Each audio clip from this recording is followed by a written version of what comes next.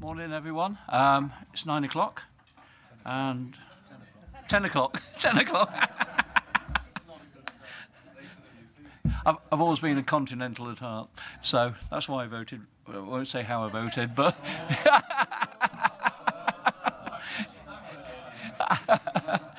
but I do remain as chair, though. So welcome to today's meeting, Friday, February the 1st, 10:01, I suspect by now.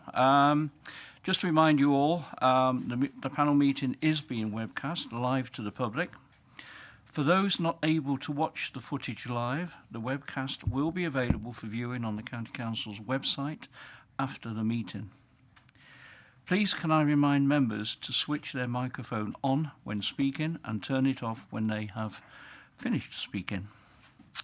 For today's meeting, we have Councillor Richard Allen substituting for Janice Richards. So welcome, Richard. I think it's your second time with us. Yeah, it is your second time with us. And we also have apologies from Lee Brecken and Alan Walters and Abdul as well. So obviously 3 down. But moving on to the agenda properly, minutes of the meeting.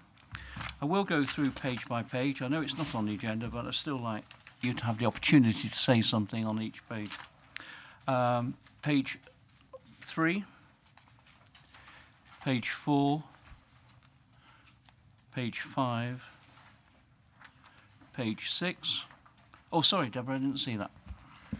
Thank you, Chair. Just a couple of things that we were asking further information of. Is that information going to come to us at some point?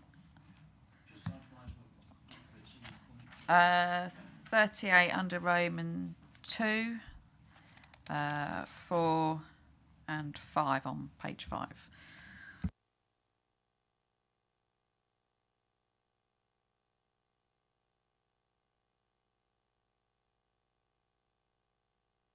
Okay, I got to page 6. Malaise. Just on the turning point, some of us went to a very interesting afternoon session at I know Turning Kevin Point, went, yeah. and they are, within the next 3 months, hopefully, going to start talking to the people responsible at district level and see what we can do to work more closely together. Thank you for that update. You got anything to say, Kevin? Just very quickly, yes. It was a very interesting afternoon at Turning Point, and I think they do some sterling work, without a doubt. I did ask a question, though, with regards to page 6, 1, 2, 3, 4, 5, 6, paragraph 6, which talks about data, etc. I did ask about data and working with the districts to give us some information and so on, but unfortunately that doesn't happen, and the comment was that they haven't got the resources to do that. So I think during those negotiations that they're going to have with us, we should talk to them about that to see whether what we can do to try and help and resolve that problem. But thank you for letting me speak. Thanks for that update. Melissa, did I see your hand up? Oh, I didn't. Okay. Simon. I believe the CQC have just rated Turning Point outstanding for their drink and drug services in Leicestershire. The Care Quality Commission have just rated Turning Point outstanding for their provision of drink and drug services in Leicestershire, as I understand it. I didn't realise that, Simon, so thank you. You helped me, probably Malise and Kevin knew, but I didn't. So thanks for that.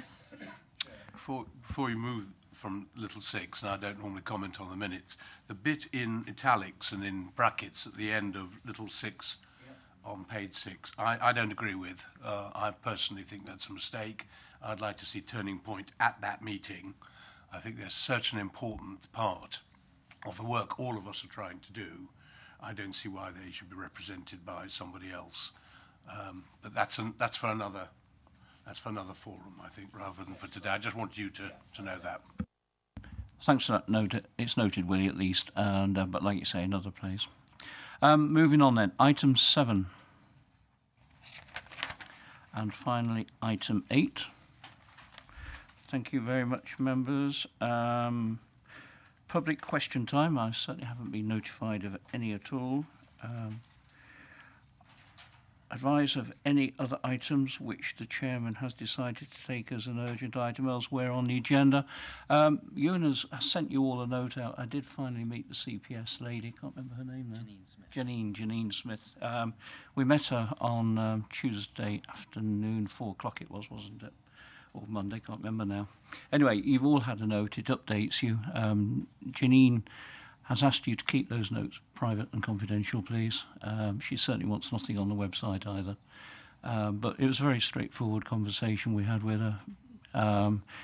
As you saw, a letter went to her asking questions, and she answered all those questions really well, no doubt about that. Quite impressed with the lady. I hope never have to face her one day in a court, and she's on the opposite side. There's no doubt about that. Got a lot of respect for the lady. Moving on, declarations of interest in respect of items on the agenda. We've got your standing item. Manjula, any other interest items? No. Moving on to item 5 on the agenda, page 9 to 28. Just get to page 9.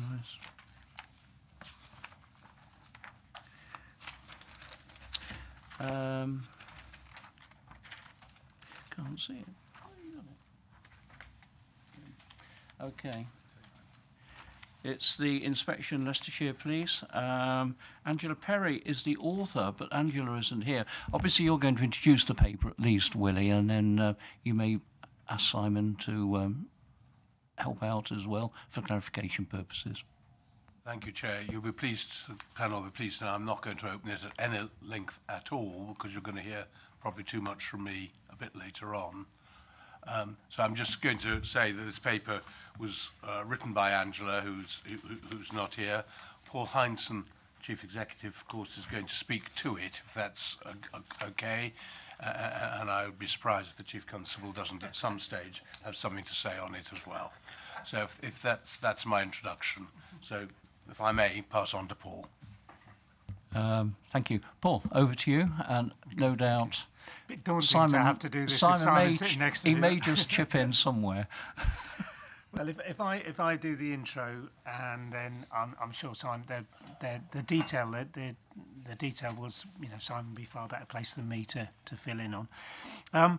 I think the main things to say is it's an improving picture, but it's not got far enough. I think if you look at the comments by Zoe, Willie and Simon at the end, they really sum it up pretty well.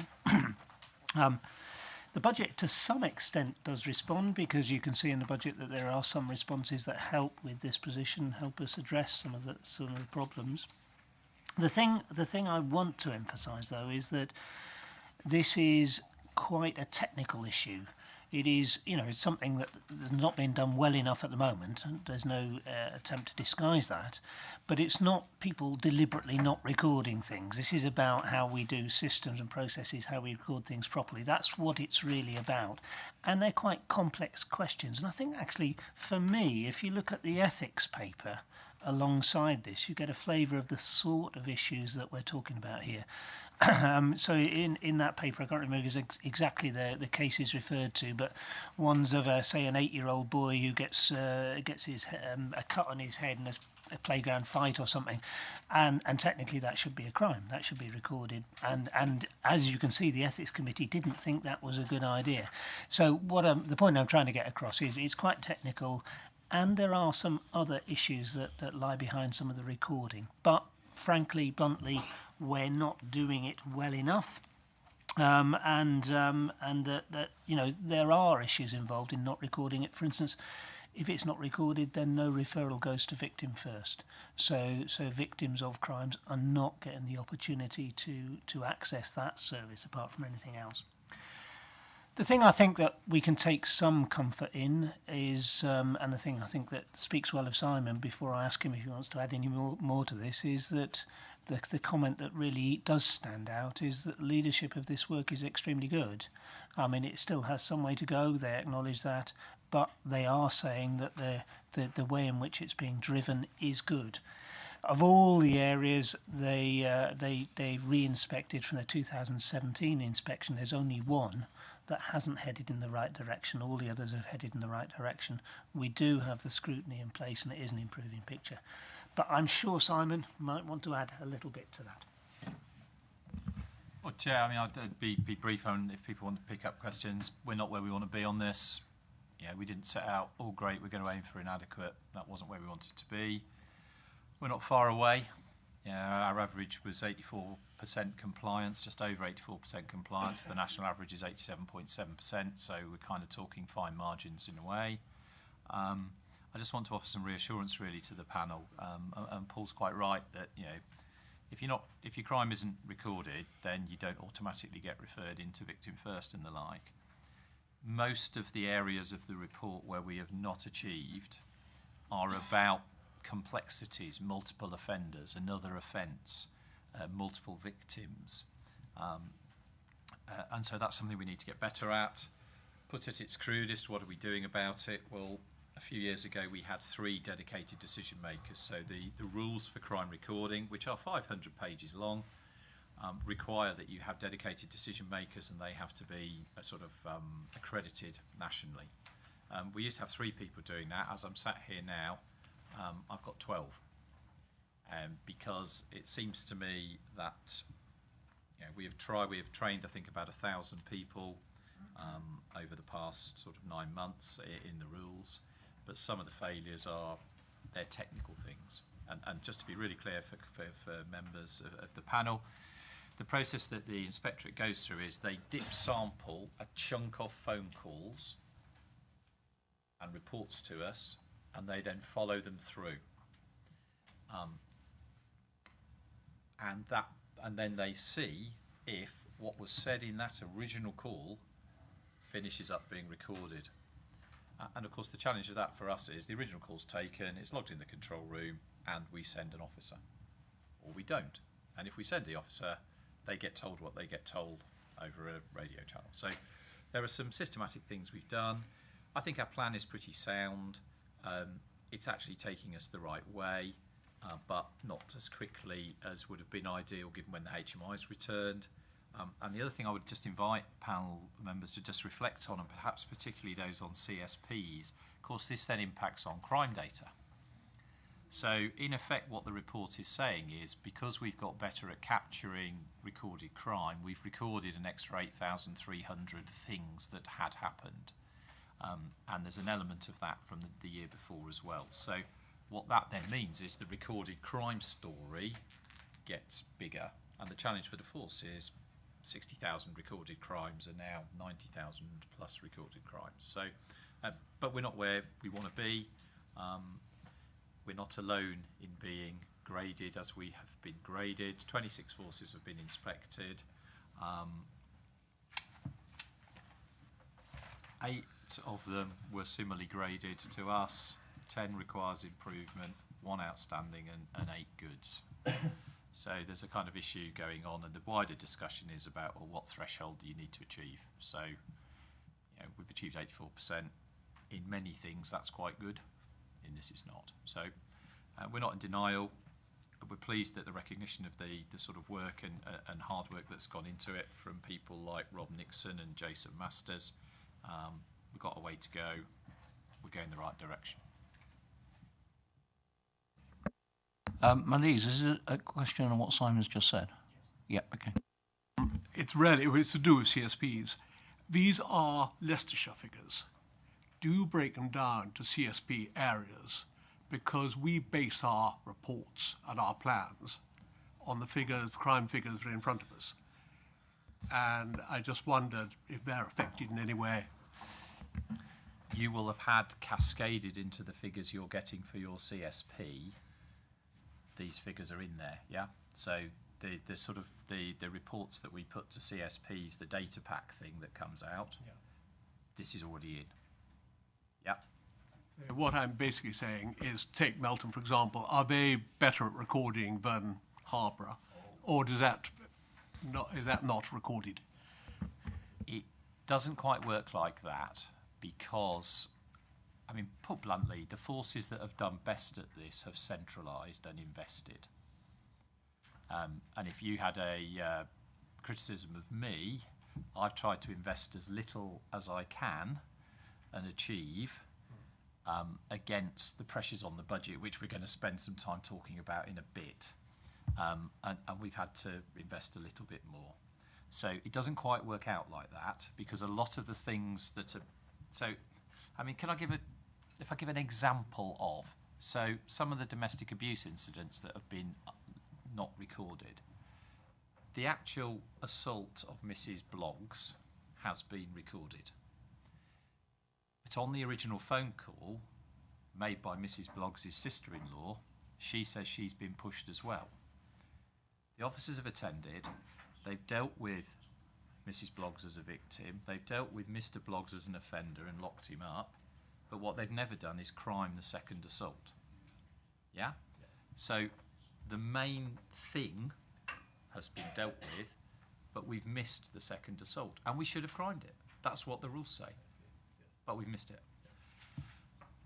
So it doesn't break down in the way the numbers will roll out to you. So one of the discussions around Melton at the minute, recorded crime's gone up. Well, yes, it has, and part of that is the share of some of this. And part of it is because some offences have been happening in reality more. Lots of this now is centralised, and some of you came very kindly and visited the control room. We have a set of decision makers, and in the budget proposal, we are trying to create a bit of a central repository, a crime bureau, because quite rightly, if the inspector were here, they would say, this is core information. One of the key things we do is crime, and you've got to get that information right to make the right decisions and put the right resources in the right places. So it doesn't cascade out. I can't tell you Melton's better than Lutterworth. But a lot of it is a bit, I don't want to diminish it, because in the example I've given, someone has still been pushed. But it's that kind of thing where we haven't done well enough that's brought us down here. Now, panel, before I... Again on what Simon's just said. Okay, Kevin. I won't keep you. I think the emphasis on recording, do you feel that it's important that it's accurately recorded? Because, as it's been alluded to, from my area point of view, the information is vital, because then we can plan how to deal with it. We can then identify resources to prevent it. But equally, we can then help reduce what's happening out there for the members of the public, whose perception, when it's in the paper, that crime recording is not happening, there is a perception there that there's no point in me ringing up because they won't record it or do anything about it anyway.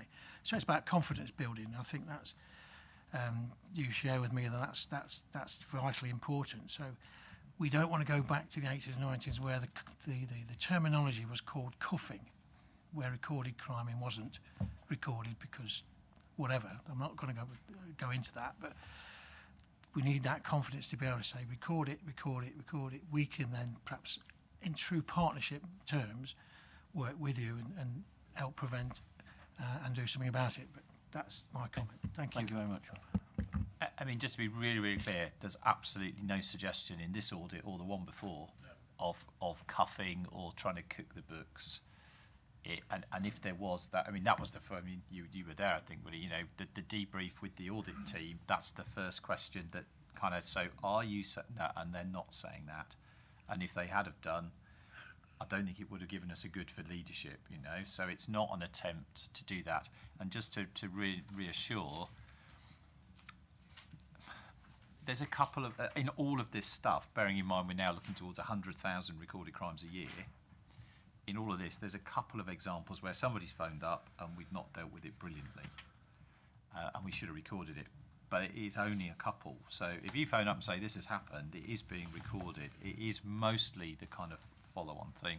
And the third point, and I'll be quiet if I may, Chair, one of the other challenges for us is on a typical day, about 3/4 of what we're dealing with isn't a crime anyway, and there are things that aren't recordable as crimes. So, for instance, lots of the driving offences, they may be really, really serious, but they're not recordable as crimes. So there's a kind of, these are recorded crimes, there's a set of rules about what they are, there's then incidents, and there's a set of rules about what they are.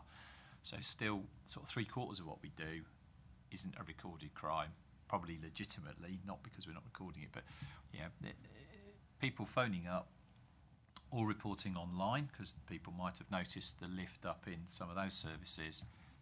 This is our test, and I don't want to under-edit it, because we're not where we want to be. With a national average of 87.7, we're at 84.1. We're not far away. But I do accept we need to get nearer and past that kind of average. Okay, thanks very much, Simon. Members, it's an interesting paper in many ways. As a chairman, that is on how to handle it. We have pages 9 running through to page 12. I'm going to try and attempt it this way. I'm going to ask for any general questions on pages 9 to 12, but when I get to Appendix A, I will go through each heading as it comes, because the meat is in the appendix, very much so. And obviously it's a very important issue, this one is.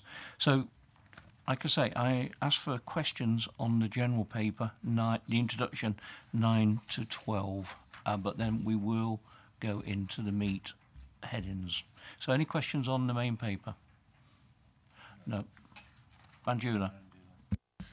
Thank you, Chair. On page 10,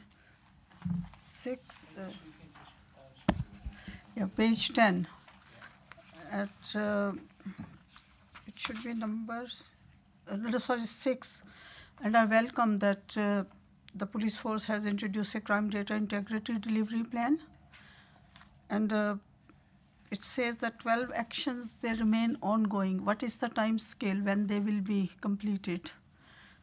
And the second is, I welcome that you have started the training on equality to most of your officers and staff. It will actually help the communities. Leicester is home to so many different communities. And going on to page 20, can I ask the 22 one, or we'll wait for?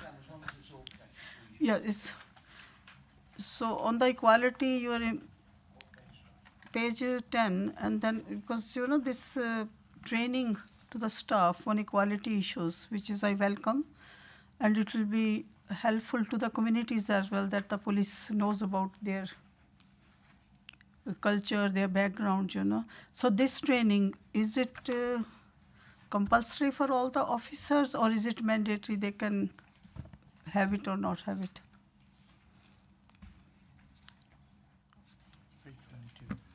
Yeah, just quickly, Chair. So page 10. 6 and at the bottom one. Yeah, I mean, the page 10 is talking about the year before's audit. Yeah, so page 10 saying in 2017 this is what was said, and things. No, that but it completed. says 12 actions still outstanding. Yeah. I mean, it's one of those great big grid things that people that like projects like. And the kind of thing that is outstanding on it is things like trying to train everybody. Now, there's the best part of 4,000 people in the organisation. That is obviously going to take some time to roll through. In terms of training, what we're trying to do is train the people to whom it's relevant, but that's kind of investigators, front-end officers, and the like. So not every single person in the organisation is going to do it, because not everyone in the organisation touches crime reporting, but all the people that do touch crime reporting are doing it. And for instance, some of the patrol teams at the moment, they're having training days. This is definitely on the agenda, talking about it. The data capture in the equality bit on page 22 is interesting, because sometimes people get a bit frustrated when we ask them the demographic questions about who they are and how old they are, and it's kind of like, I don't want to tell you that, I just want you to do something about the problem. But that's the reason we need to capture it. And the reference there to niche. So niche is the crime recording record system, and we're just trying to do some work with college so we can get some better analysis, so that we can understand if particular sets of people are being targeted, and if they are, and why. So the training is, if you're in a role where you're involved in crime recording, you will be doing this training. Yeah. Thank you, Chair. Maronisa, is it on this issue or on the introduction page? Well, Chair, I mean, the thing is, I can't separate the general paper from the appendix, and I'd really like to ask some of those questions, but they're connected in a sense. It's really difficult. I suppose, in a sense, for me, when I was reading this, and I then read the precept, which is a draft precept, it made kind of harrowing reading, and I was just wondering, first of all, the way inspectors have come out, and while you've got 84%, it's still said inadequate. So I kind of don't even understand the way the rating is within this. But that said, there are two things. One is that it's welcome that there is improvement since the 2017 report was published. And I think it's welcome that you are taking all the steps in terms of reporting and recording crime. I think what was really harrowing is the point around confidence and public confidence. So whilst there are maybe issues around systems and budgets, there clearly here is an issue about people recording and actually recording the real conversations of victims. To me, that's quite concerning. So, I mean, if you look at some of what's saying in the appendix, it talks about the serious assaults, and it says actually call handlers are not recording the full conversation. I know the Chief Constable has kind of given a response that may be some rather than all of them. I suppose where I'm coming from is, this is for the police and crime commissioners, because we hold you account, is given the fact where we are in terms of those recording the data that we're working from, it must be really difficult for you to look at performance, but for you to look at crime mapping and allocation of resources. And then we've got a paper here which is saying actually we need more money. And I'm thinking, well, actually, if we haven't got to the point where our recording of crime and the data integrity issues still currently are live, and we can't really trust the data we're looking at, then how do we make those conclusions in relation to we need to increase the precept? And there is a real confidence issue here. And I suppose I'm turning to you, Lord Back, in the sense, how do you look at this and how do you marry the two together? Well, I think that's a very interesting and important challenge. I've looked at this very carefully, followed closely the amount of extra resource from a limited amount that was put in to trying to remedy the report of 2017. And the police, and it's an operational matter, at the end of the day, the police took a view that they had put X amount in rather than 2X in, which some forces clearly did, because there are other priorities as well that you have to meet in order to catch criminals day by day and prevent crime. So they took a view, and the view was that they would increase the number of people working in this field appreciably, change the structure, and the result is what Zoe Billingham says, that there's been distinct improvement. But of course it's not far enough. And as the Chief has, I think, very generously said, there's more to do, even though, frankly, and this is my view, the rules are ridiculous in terms of what crimes or non-crimes you have to record. Absolutely absurd in some cases. I can see why they want the statistics to include absolutely everything, but it gives a false impression of the level of crime.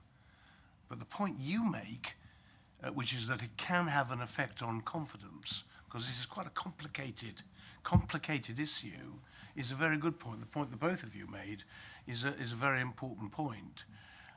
All I can say is that sitting where I am and keeping an eye on it, my office keeping an eye on this very closely, indeed many conversations with the Chief and other senior officers about it, it seems to me that there's absolutely no reason for the public to fear for a moment that the crime is not being recorded to a satisfactory degree in terms of knowing what sort of crimes are being committed and how to deal with them, where to put resources. So I am concerned, because I don't want to see a report like this at all, but actually I don't think the public have any reason to be concerned, and I think the improvements are there. Thank you. Simon? I mean, just quickly, I mean, the gradings are nationally set, and the language is the language of Ofsted, which has been introduced to us in the last sort of 2 or 3, maybe 3 or 4 years. There is a lively discussion nationally about the value add of some of this, you know, and I've, you know, those in glass houses can't throw stones. If we were better graded at this, I would be far more assertive about it. It sounds a bit cheap, doesn't it, to go, well, I don't really like the rules. you know, when you've come the wrong side of some of them. The challenge for us is this balance thing, which is at a time when we've been getting smaller, how much resource do you put in? And just to spell it out, we used to have 3 staff do this. We've now got 3 staff, 7 officers and 2 temporary staff. Total cost £419,000. Now, those officers could be doing something else, but there's a sort of judgment in all of this about how important it is. Your crime mapping point is really interesting because, of course, if you look at crime mapping on police.uk and you look at where you live or where your friend lives, you'll see quite a lot. So I looked the other day up where I live. There's lots of violent crime there. Most of that violent crime is domestic abuse. So you look at it and the layperson would look at it and think, goodness me, this is really violent. That violence is taking place in people's houses, which is a really tricky thing. If I may just give you a couple of examples from the report, just very quickly. On page 17, the case study. Now, in the context that we got this one and should have recorded it, but what this actually means is a woman rang us and she told us that she was concerned that her adult daughter was being controlled coercively, which is recent legislation, by her father. Mum and dad are no longer together. The girl about whom the concerns were expressed was no longer living with dad, and we went to see her, and she said, thanks for the visit, I'm fine. Okay? That should have been recorded according to the rules as a report of controlling and coercive behaviour, which went nowhere, and probably would sit as undetected as well, which is another issue in this about outcomes. That's what the rules say, and we didn't do it. So, you know, we didn't do it. We can't kind of defend that. If you're the officers who've been to deal with that, they've been and seen the person, she said she's okay, they've come away. If you're auditing it, the initial call is a report of coercive and controlling behaviour. That's from this report. And then Willie knows exactly where I'm going to go now, because this is my favourite of all of them. Page 20. So, 4 of 9 vulnerable victim crimes were recorded. 50 reports of vulnerability were examined by the auditors. 47 of them were found to be correctly filed. So the argument I had with the auditors was, so that's 94% success then. 47 out of 50, I'm not good at sums, but they don't take that view, and they've applied this standard everywhere, so we have to kind of take that on the chin. But the third bullet point, 3 crimes from 1 record, and obviously we've been webcast and it's before the watershed. No, don't. I wouldn't. This is a missing 15-year-old boy who has returned and has been seen then. Now, in the olden days, we used to do those return visits. We now have a third party that does those, who's sort of commissioned to do them. So they see a neutral person, and he tells the neutral person while he's been missing, he's had sex with somebody, and that he's sent a couple of very intimate photos. And they write that down and they tell us that. We should have recorded those under the rules because they're offences.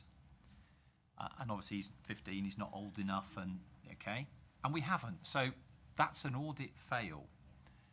But in terms of the sort of value add around, so has that person been missing? Yes. Have they been seen by someone who cares? Yes. Have all the safeguarding things that we could think of been done in a partnership? Yes. But we haven't recorded it. So that's the kind of thing that's sort of hidden in some of these rather stark. A couple of the rapes happened abroad.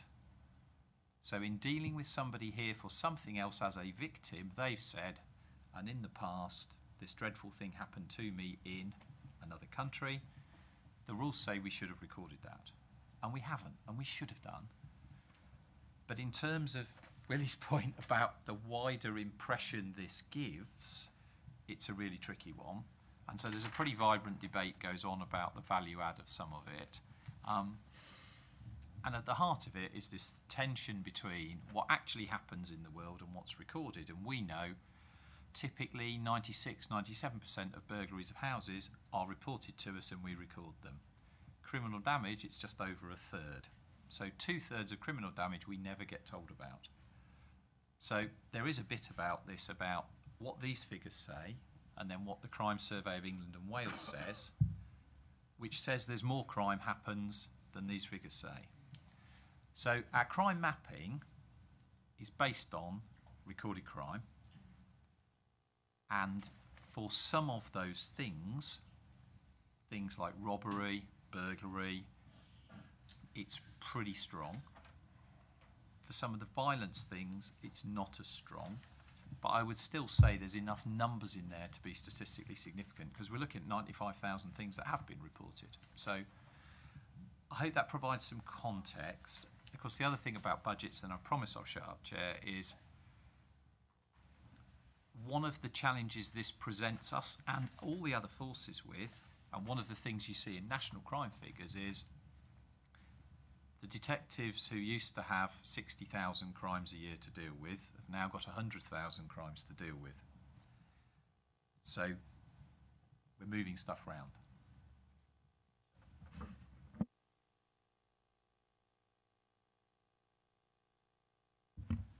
Sorry, Simon. I know you've said some of the answers you've already given, but wherever there are failures in recording, what are we doing on that principle? Are we training more manpower, or giving more training session, whether it is PCS or PC, or even at the higher level? Loads of training. I mean, over 1,000 people trained so far specifically around this, and more resources in the people who are doing the quality control. And more next year too. And potentially, in the budget. Part of the budget discussion is, but it is a balance. Going back to what Manish says, there's a balance here, which is how much do you want at the front end, and how much do you want at the back, and what achievement you want to have. I mean, it's like all of those things, isn't it? There's some things that need to happen to make the force run, but people want to see cops and out doing stuff in their communities. So that's the balance. So there's more people, there's more training, and a lot of focus on this from very senior levels, not least from the Police and Crime Commissioner. And he and I enjoy discussing this topic probably about once a fortnight, and working our way through it. Thank you, Rutland. Now moving on to the appendix and the opportunity to get into the individual items. We'll be very quick, so please be ready for your page. You're ready. Obviously, Debbie's right in there. So page 13, take each heading as it comes.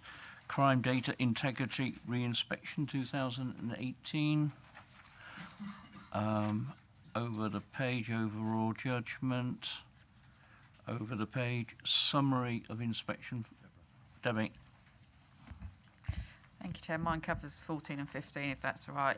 When I first read this report, it was quite disheartening, but putting it into context today, and also the visit to the contact centre, which was extremely useful, kind of put a lot more context within the report and what you've said this morning.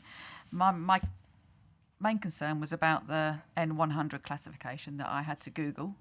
Well, sorry, Joe had to Google for me to find out what that was. So I've got some understanding, because actually there's quite a lot in here, and I was quite concerned what that actually meant. So that clarification of that would be helpful. My thing was about the rape figures and things like that. On the bottom of page 14, it's the report saying that you still don't record enough reports of rape.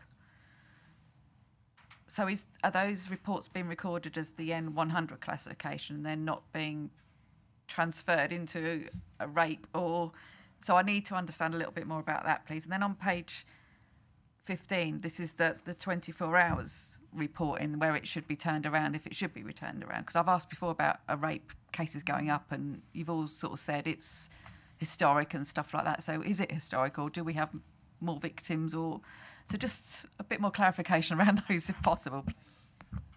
Chairman, it's far from me to challenge the chair, but I did say this should be the last paper, because we could be here forever. Just it does say somewhere the budget look, paper preceded this. Yeah. N100 is a really technical and tricky thing about recording things And basically what this report is saying is that not enough of us understand what N100 means, although I would humbly suggest that what we need is a core of people who understand it, because not everyone's ever going to. So what the report is trying to say is these are reports, particularly of rape, made by third parties, or offences that have happened elsewhere, like those that have happened abroad. And what we should have done when we've transferred them to where they have happened is we should have recorded them before and then N100 them, and we haven't. So it's a miss. It's a sort of technical thing. What I do think it does not mean there's somebody who's reported something really serious and we've done nothing with it. So it doesn't mean that at all. Your rapes point, I have here a very long report about reports of rape, which have been going up. Partly, I think, because of recording. Partly, I would like to think, because we've reached out and we've done things like All Is Not Lost. Partly because the sexual assault referral centre here is very, very well regarded nationally and has a very strong reputation. What is basically happening is that about half of the things that are reported as a rape are reported within 7 days of them happening. And the rest are 8 days or longer. And so for 2018, 995 reports, 300 of those were 6 months or older.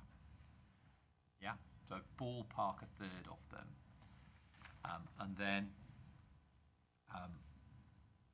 I mean, I've got all sorts of. I mean, I'm really happy if afterwards we just have a quick look at this. But so what it basically is saying is a third of the rapes that are reported happened 6 months or prior, and some of those are years ago, and some of them are 6 months ago. Some of the reason for that is because of the training we've been doing, which is we do, particularly around, for instance, domestic abuse, a thing called a DASH risk assessment, which is a national standard where you ask a set of questions in which it is not uncommon for somebody to say, as well as being beaten up, this has been happening to me as well. The PCC and his team see what I see most mornings, which includes an update from those investigating rapes about what's there, how recent it is. It sounds brutal what I'm going to say now, but with an investigative head on, the recentness is about forensics. Yeah, because forensics can be really important. And of course, again, not exclusively, but the majority of these reports are made about people who know each other. So actual stranger rapes are very low in number. There's then a set of offences happening within relationships, and then there's a set of stuff which kind of happens around dating and online, and so they can't, So, but the answer to your question, about a third are 6 months or older. And look, this report, I'm really happy to just sit down with you and spend 10 minutes looking at it, because I think it will answer your question.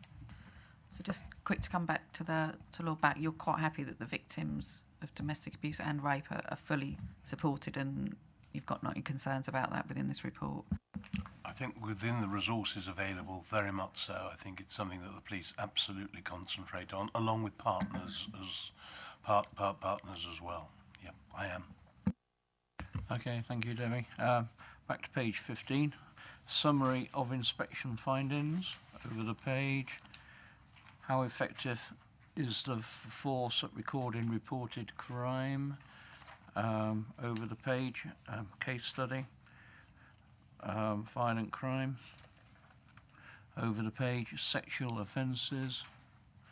Over the page. Rape. Over the page. Crime reports held on other systems. Over the page. Modern slavery. The bottom of the page, timeliness. Over the page, cancelled crimes. Bottom of the page, equality. Obviously, Manju's had a question there already. Page 23, how well does the force demonstrate the leadership and culture necessary to meet the national standards for crime recording? over the page, 24, conclusion, and what's next. Okay, members, thank you very much. You obviously had a great opportunity to ask your questions. Just like to take you all back to page 12, actually, conclusions, the 16. I think we all echo what the investigators have said, that Leicestershire Police have made significant progress since 2017, so that's good news. And also in the bottom sentence, they found good leadership from senior officers towards crime recording and officers. That has to be congratulated too. So thank you very much, members. Moving on to agenda item 6, page 29. The Precept 2019-20 and medium-term financial plan. Before I ask Lord Bark to introduce this, I'd just like to remind members, this is one of the few occasions we actually, when I say we, that's the panel, has the opportunity to veto what's going to be put forward to us. Obviously, it's a precept. You do have the opportunity to veto this. You may wish for the PCC to actually up the precept, or you may wish the PCC to reduce the precept that he wishes for and has put before us. For the veto to work, I have to remind you at this stage, you will need 2/3 support of the panel. And that is not 2/3 of those here, it is 2/3 of the panel. So you would need at least 10 votes to secure a veto. I would like to point out there's only 11 of us. So, but that is the rules we have. Councillor Osman asked if I could vote for it. You may have a prejudiced view, Simon, but we won't go into that one. But but obviously that veto is there. We had one occasion where we had a majority of the panel, I remember, against the precept proposal, but because we didn't get 10 votes, it didn't go through. So that was a long time ago now. But that's where we are. Like I said, it is one of the few occasions we have a little bit of power on this one. Hand over to you, to Lord Bark, to introduce the precept Thank you, report. Chair. I think I'm relieved by what you said, but I'm still trying to work it out in my mind.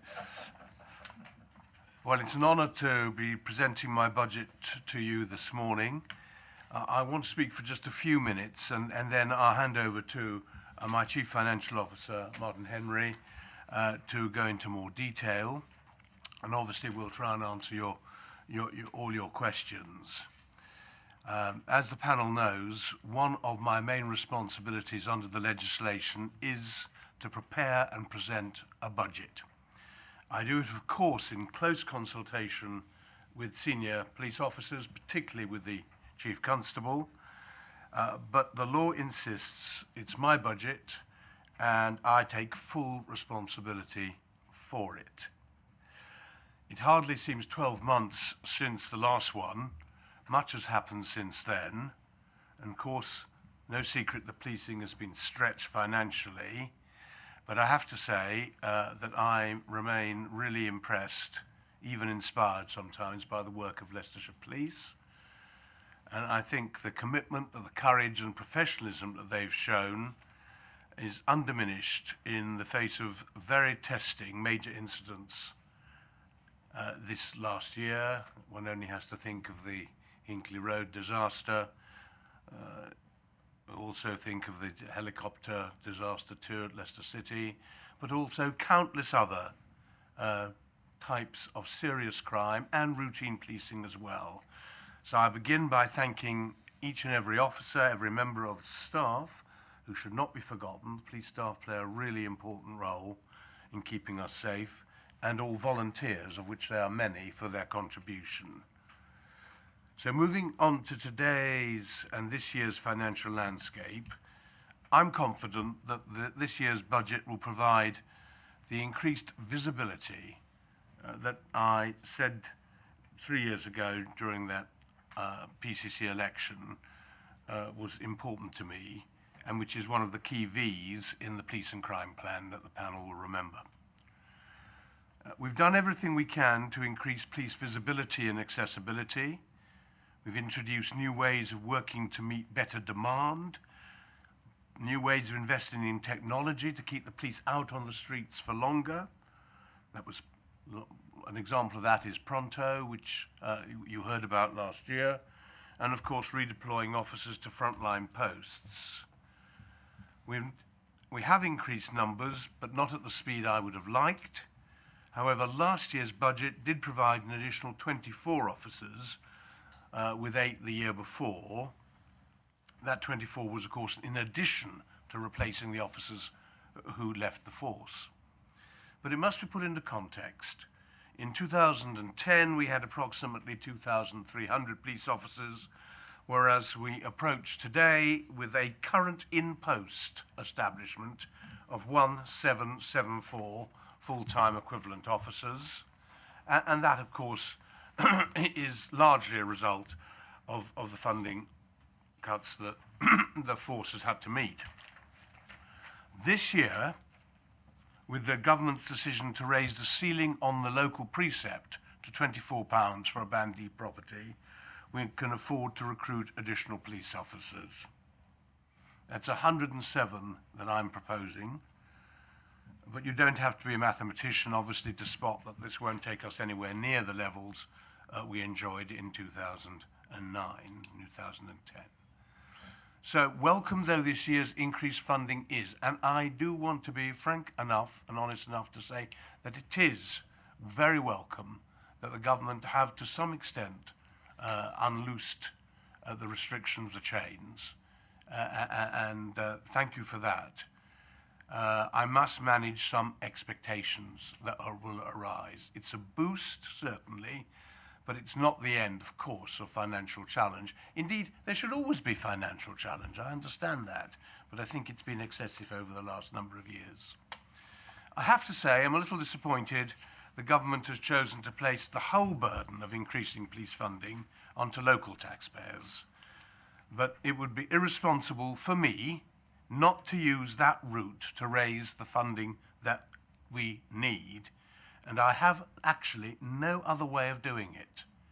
Without it, we would be facing significant losses. The budget will deliver, if it's passed, significant numbers of additional police officers. They'll work, and this is absolutely crucial to me, in our communities, visible and accessible. And that's actually what almost every member of the public I meet, wherever they live in Leicester, Leicestershire and Rutland, want to see. They will effectively be local officers. I've no intention of going through the whole budget and the precept in detail. You'll have read it and obviously have your questions, and Martin will go through it too. I should point out that while my proposed 12.5% increase in precept will deliver additional officers and resources, of every £24 raised, £14 will be used to pay for rising costs and overheads and the pension deficit, leaving just £10 to invest in new resources. That's why, to protect the growth plans for the future, I've agreed to use £5.1 million from our reserves over the next 4 years, a little less than £500,000 this year, in 1920. So the budget will deliver an additional 107 police officers, 80 to be recruited in the next financial year, 1920, the balance 27 in 2021.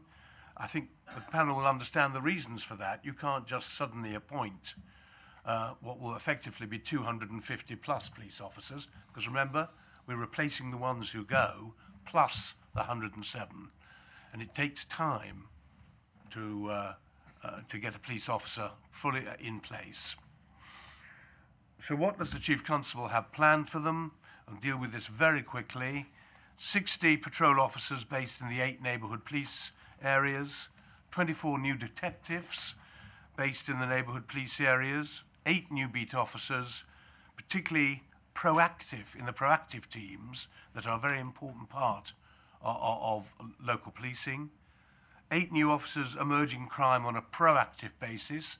They may not be quite as local as the others, because they're going to be needed where they're needed. 7 new officers, very important, to focus on the crimes that impact upon the most vulnerable. And I'm talking around modern slavery, I'm talking about child sexual exploitation, I'm talking about the bringing together of the crimes, modern crimes in many ways, that affect the vulnerable particularly.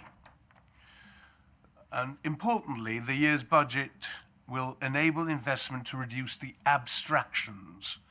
It's a very mild word, abstraction, but actually it means a lot. I've learned this in the last few years. Of course, there'll always be, sometimes, police officers won't be doing their normal duty and will be moved somewhere else. In an emergency, of course they will be. A very serious crime, of course they will be. To take the place of others who are on holiday, on leave, of course that has to happen, or ill, that has to happen. But abstractions should be kept to a minimum on frontline police officers. And I think it's generally agreed that abstractions have been too high, and a great deal of effort is going on to have a new way of thinking that will mean to less abstractions, particularly for beat officers, and particularly for response officers too. The PCSO numbers will be maintained. They've been reduced, they'll be maintained though, at the figure of 181.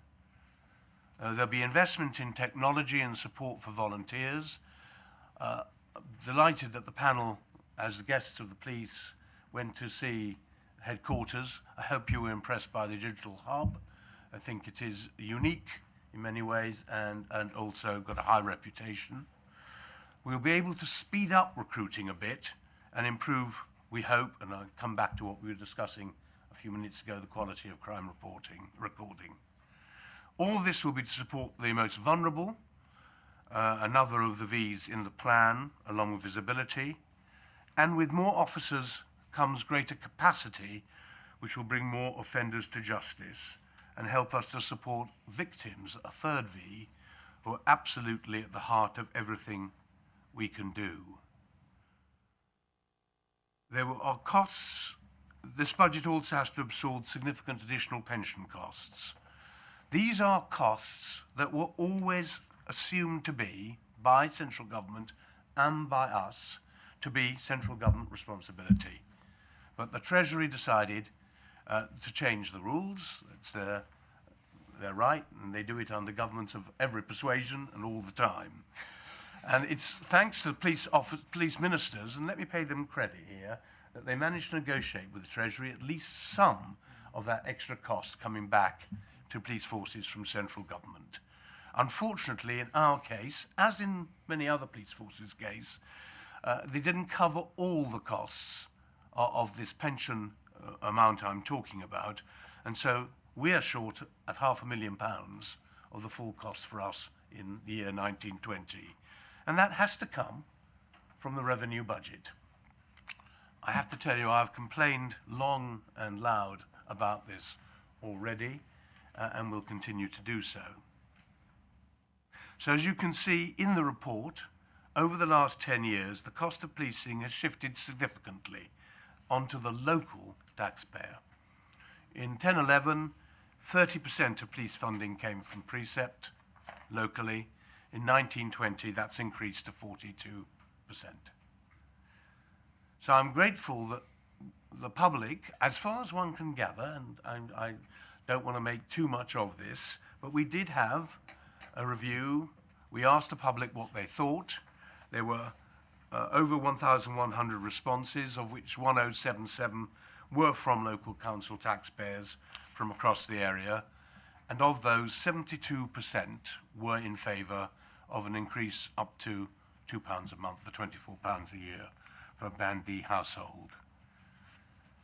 And I know they want to see more officers. That's why we are proposing an ambitious growth budget, much the most ambitious growth budget for many years, for 1920, at £187.1 million, an increase of 6.2% over 1819. This is based on what the government expects us to do, utilising the government's plans for the increase in the amount of council tax people pay towards policing, and it includes reserves too. And I have to say, it's exciting, at long last, to be able to put forward a budget that shows some tangible growth in policing, and it will be used to deliver local officers to local people across the whole force area. Before I finish, just say my own office remains determined to do its part. I keep trying to remind people that I'm not just the police commissioner, I'm the crime commissioner too. And so we are always concerned to try and prevent crime and prevent people who in the future might commit crime from committing it for the first time, and helping those who have committed crime and served their sentence from doing so again. That is so important role.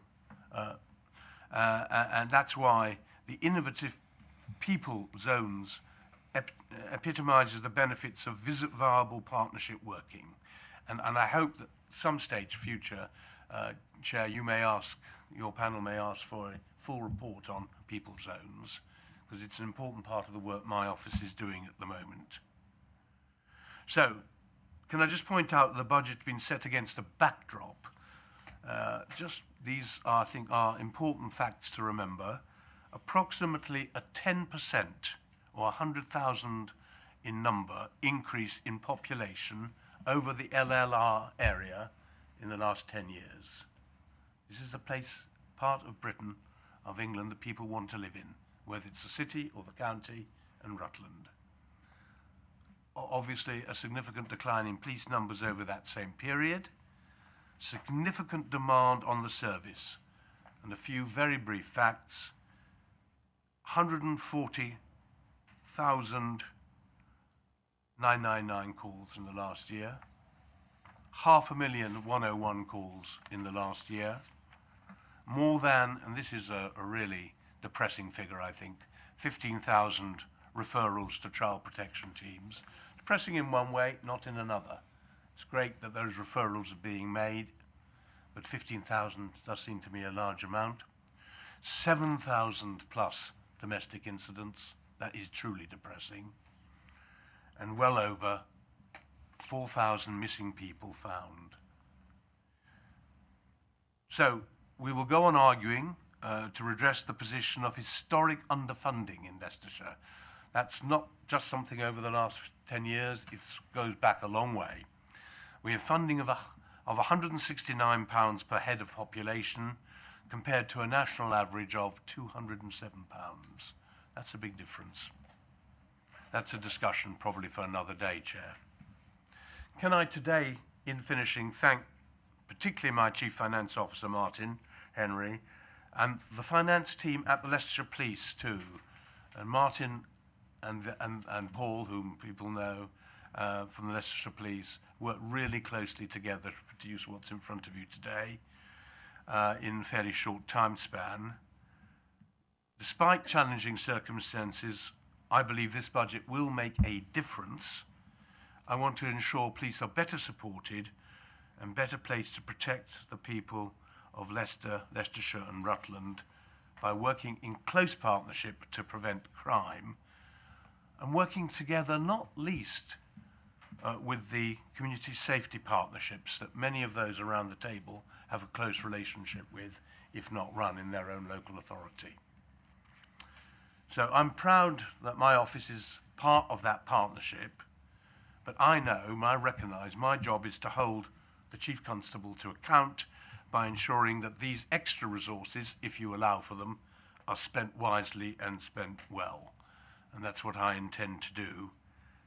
A pledge to you and to council taxpayers across our very diverse community. Chairman, I went on longer than I meant to. I hope with your permission I can pass on to Martin to put in the bits that I left out. Thank you very much. Before I introduce, well, not introduce Martin, we all know Martin, but Keith raised a question at the preparatory meeting the other day, which I knew the answer to, but it was easier for Martin to explain it. So therefore, on page 55, Appendix 1, following that request, Martin will take us through all of that, and it may answer other questions. So I've just raised that at this early stage. Obviously, time is limited with all of us at the end of the day. But over to you, Martin. I've already congratulated Martin, by the way, at the preparatory meeting. I said, the years I've been doing this is by far the easiest report to follow on finance. It really is a very logical report. It just flows very easily. So in open forum, congratulations for that, Martin. But if you could take the panel through it too, please. Thank you very much, Chairman. Thanks for your kind comments there. What I planned to do was walk you through quite briskly the pages of the report, just pointing out the main points within it. Quite happy to take questions along the way or for them to be saved up at the end. But I think I'll start on page 30. And paragraph 9 is a key paragraph because that talks about the level of precept, which you've heard about being increased by £24 for a Band D equivalent property. As has been set out already by Lord Berke, £14 of that is to maintain the current level of service, and £10 of that is available for investment, and we go into a bit more detail on that a bit later on. Paragraph 10 is then starts to unpick the investment within that additional £10, and it gives you a bit more information on the frontline police officers that are going to be used, how they're going to be employed within the neighbourhood, and then that carries on to the top of page 31. And then under other investment proposals, you have 3 bullet points there, which just pick out the investment in technology, the abstractions, the investment in reducing abstractions, which we've heard about, and investment to help to address the HMI CFRS crime data integrity report, which we heard about in the last agenda item. Going over the page to page 32, paragraph 14 provides the detail on the survey that was carried out. As Lord Berke said, there was 1,101 responses. Of those, 1,077 were from council taxpayers in the area, and 72% of those people were in favour of a council tax increase of up to £24 for the year. Paragraph 16 onwards then just provides a bit of Leicestershire context, and we've done it in the form of charts, so it's probably best if I jump to the charts and just take you through those and explain what they're showing. So the first chart shows what's happened to core funding over a 10-year period and what's happened to precept funding or local funding over the same period of time. So in 2010-11, core funding or government funding came to 126.1 million, and over time that's reduced to 107.6 million. Whereas at the same time, the precept funding, the amount that local taxpayers picked up, has increased from 53.7 million in 2010-11 up to 79.5 million for 1920, based on 2 things: based on increases in council tax and also based on tax base increases over a period of time. Chart 2 then just presents that information slightly differently because it shows you the proportion of those 2 splits, so the proportion of core funding to precept funding, and shows how that balance of funding has shifted quite dramatically, I think, over that 10-year period. So in 2010, 70% came from the government and 30% came from local council taxpayers. Go to 2019-20, we expect those figures to be 58% and 42% for the local taxpayers to pick up. So there's been a fairly significant shift there in how that funding is made up. Just a quick bit of context, Chair, because I understand a couple of members were sort of asking about why other forces were in different places. And there are sort of 2 answers to that. The growing answer is it depends, what council tax was set in 1960 something and, how that's built on.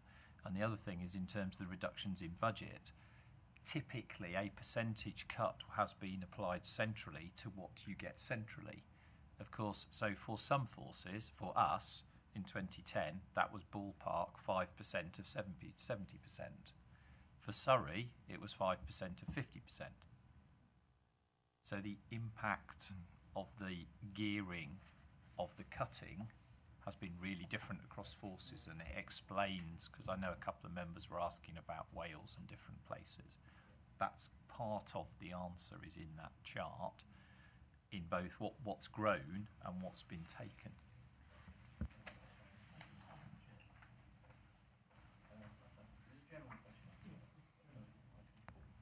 Thank you, Chair. Martin, just on the page again on 30, I know in the report you said Band D increased by £24. I accept that, and we ain't got 72% has accept that they don't mind increasing. But can you give us a breakdown of Band A, Band B, C, D, E? Because there's nothing on that. How much they are going to pay? Yes, if Unless I missed it. if I take you to page 55 of the report, and if you see the box, which is third box from the bottom, Yeah. you've got preset by band. So the band D is the 223.2302, done to 4 decimal places for some reason. And then you've got the different bands, the different proportions of that band D. So band A will pay £148.82, band B will pay £173.62. Right. Got that. Thank you, Martin. Yeah, Martin, obviously you want to finish your report. As I said earlier, Martin's going to take us through page 55, which I genuinely believe will save a question. So if I could ask you to hang on to that, please. Back to you, Martin, please. Okay, thank you, Chairman. Page 34. So page 34 then just starts to touch on demand for the service in relation to population growth. So you can see the population in 2010-11 was just over 1 million. It's grown by about 100,000 or 10%, and by 2019 it's 1.1 million. So there's been that significant increase in population over that period of time, and not a significant increase in funding to keep up with that increase in demand. At the same time, because of funding restrictions, Chart 4 actually demonstrates what's happened to police officers over the same period of time. 2,317 in 2010, reducing to 1,802 by the 31st of March 2017. There will be a difference between these figures that are quoted in this chart and the budgeted establishment figures, because the figures in Chart 4 are the actual figures at a given point in time, so they're a snapshot rather than what we're budgeting for. 24, Lord Bark picked up on these figures already. Gives you a flavour of the demand for the service, but I don't need to dwell on that. I don't think. The next chart, Chart 5, is quite interesting because it shows that per head of population in England and Wales, Leicestershire receive £169 in total funding. And you compare that to the England and Wales mean figure of 207,000, and you times that difference by the population, and that demonstrates that it looks like we're being shortchanged by about £42 million, and that point is made in paragraph 25. Over the page again, there's then a bit of analysis on changing in funding per head of population. So you can see in 2010 it was £178 per head of population, reduces down to £158 in 2017, and then for the last couple of years, because I think of the preset flexibilities, it goes back up again to 161 and then £169. The next section is on what was the provisional grant settlement for 2019-20 when that came out in December. Those figures have now been, at the time of writing the report, the figures hadn't been finalised, but they now have been finalised and haven't changed from the provisional information. So the final figures are the same as the figures you've got within your report.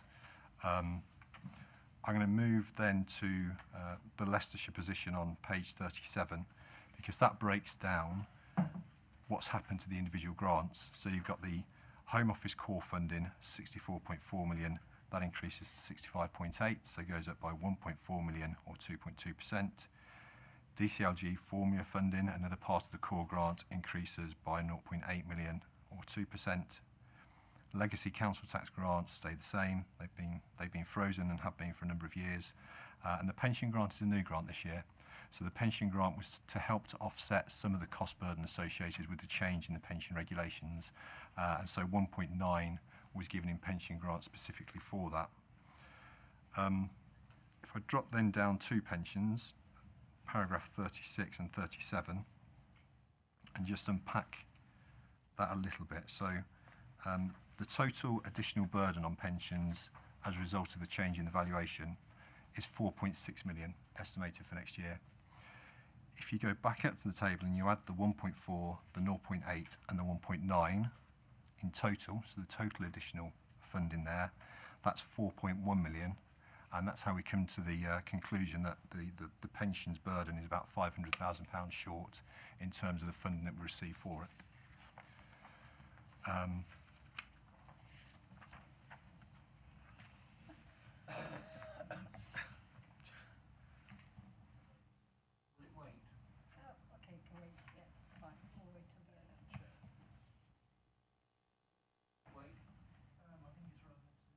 That's okay, Chair. Quick question. I'm not seeing any mention here of Section 106 contributions from planning applications. No, further on, is it? Terribly sorry, Chair. Well, Section 106 contributions are developer contributions, so they wouldn't form part of this core budget. They're dealt with almost separately. So we know how much Section 106 has been allocated for particular developments. We then have a working group within the police force which sets out and how we propose to allocate that funding going forward. But the Section 106 doesn't feature in this particular report. Yeah. Okay. If I just take you down then, Chairman, to paragraph 44 and 45, the point's been made already, but it's the additional £24 in the precepts and how much of that is needed to stand still in terms of service provision and how much is needed to how much of that can be invested in new services. Illustrated or attempts to be illustrated on the graph at the top of page 39. So if I can just talk you through this graph, each one of those bars represents what would happen if the precepts increase by between 0 and £24. So if we start on the left-hand side of that chart, if the precepts stayed the same, so it wasn't increased at all, if the proposal was not to increase the precepts at all, and all of the other factors stayed the same, so all of the other funding stayed the same, including reserves, we would actually have to reduce the budget by about 4.62 million. You've got an indication in the box at the top of how many officers a million funds, so £1 million will fund 30 officers, so that would be a significant amount of reduction. If you then follow that red line along, for each pound it increases by, you can see that deficit gets lower and lower, reduces further and further, up to the point we get to £14. So that's where we get the £14 figure from. So just to keep services the same, you would need to invest £14 to £24 to do that. Thereafter, for every pound after that, you can actually start investing in growing services, and that's what the green bars show. So for each additional pound you invest, up to £24, you can invest more in services, up to the 3.12 million, which these budget proposals contain. I just want to touch briefly on tax base and collection fund details and offer a big thanks to council officers who provide this information on our behalf. So they give us the information on the tax base and they give us the information on the collection fund and provided it in a very timely manner. So many thanks for that. The tax base at paragraph 51 has increased by 1.9%, so that's gone from 316,685 up to 322,815. But you can see that the collection fund surplus, so this is how much council tax is being collected compared to what we thought would be collected, has actually reduced between the 2 years. So the collection fund surplus in 18-19 was 704,664. It's still a surplus, which is good. It's not as big a surplus. It's 446,193. Top of page 40, then paragraph 55 just sets out what the Secretary of State referendum requirements were, and it just confirms that the level, and paragraph 56 confirms the level of precept proposed is in line with the threshold and will not trigger a referendum. The risks are then contained under paragraph 57. So there is a risk around police staff job evaluation. We've made assumptions on pay inflation. We need to see if those assumptions are correct or not. The emergency services network hasn't been rolled out yet, and there is uncertainty around when it will be and how much it will cost. Regional collaboration continues, but there is some uncertainty around that in relation to the cost of it going forward. We're rolling out Microsoft Office 365, and that will have a significant costs associated with that. And finally, the funding model for the National Police Air Service is being reconfigured, so that could have a benefit to us, or it could be have a detrimental impact to us.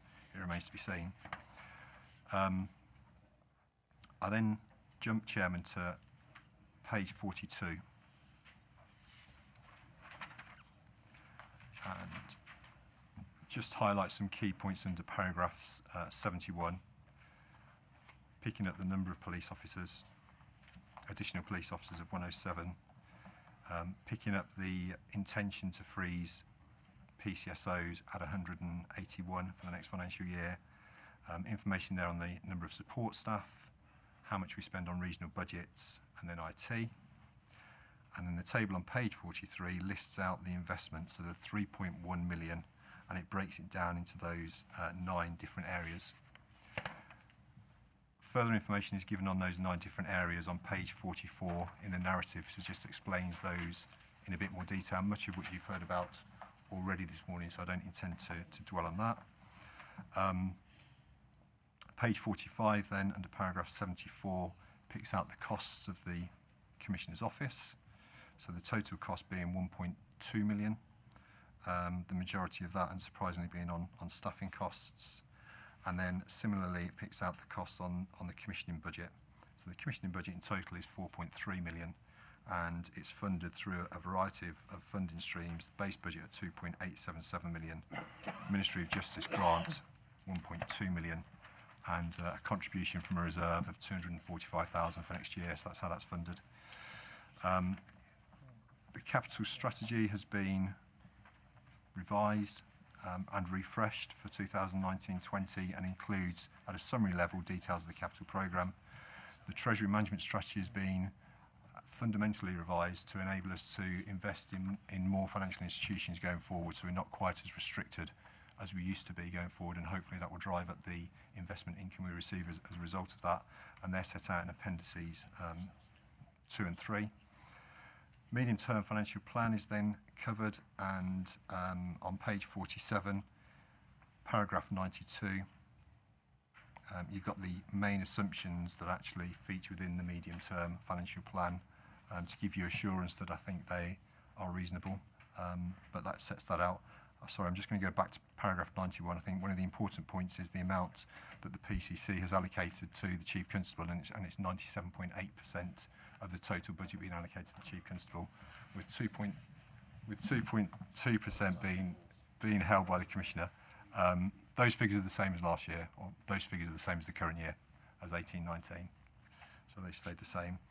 The table towards the bottom under paragraph 93 sets out the medium-term financial plan going forward and shows that it's balanced. So it shows the net budget requirement increases over a period of time. It shows the funding increases over a period of time, but the important point there is it's balanced because the reserves are being used to help to balance it. So over a period of time, and I'll come on to the appendix, you will see the use of reserves, but by the 5th year, based on current assumptions, we've moved reliance away from those reserves. You can't rely on reserves forever, because once they've gone, they've gone. But that demonstrates that there is a medium-term financial plan which is balanced with the use of reserves. Over the page to page 48, paragraph 100 just talks about the reserve strategy and the guiding principles. This was a new document that was produced this year, and it sets out the guiding principles for managing reserves, and they're set out in the bullet points there, and a touch on a couple of points I've just made. Paragraph 101 then just defines a different type of reserve, so the general reserve, which is held at £6 million for the life of the plan, the budget equalisation reserve, which is the reserve that's being used to partly fund the budget in future years for the next 4 years, and earmarked reserves set for specific purposes, and 3 earmarked reserves are just highlighted there. 3 of the major ones are just highlighted there for your information. The table under paragraph 102 then shows how each of the reserves are being used within these proposals in front of you.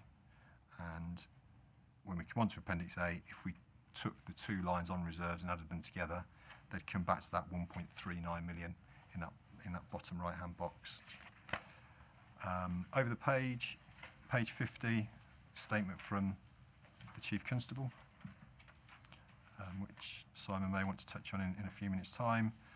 Page 51 then is a statement from myself about the robustness of the budget, and I summarise at the bottom of page 52, concluding therefore that the budget for 1920 has been prepared on a robust and prudent basis, includes investment into a number of areas as detailed in the report, and includes the appropriate use of reserves going forward. So I'm happy with the budget proposals.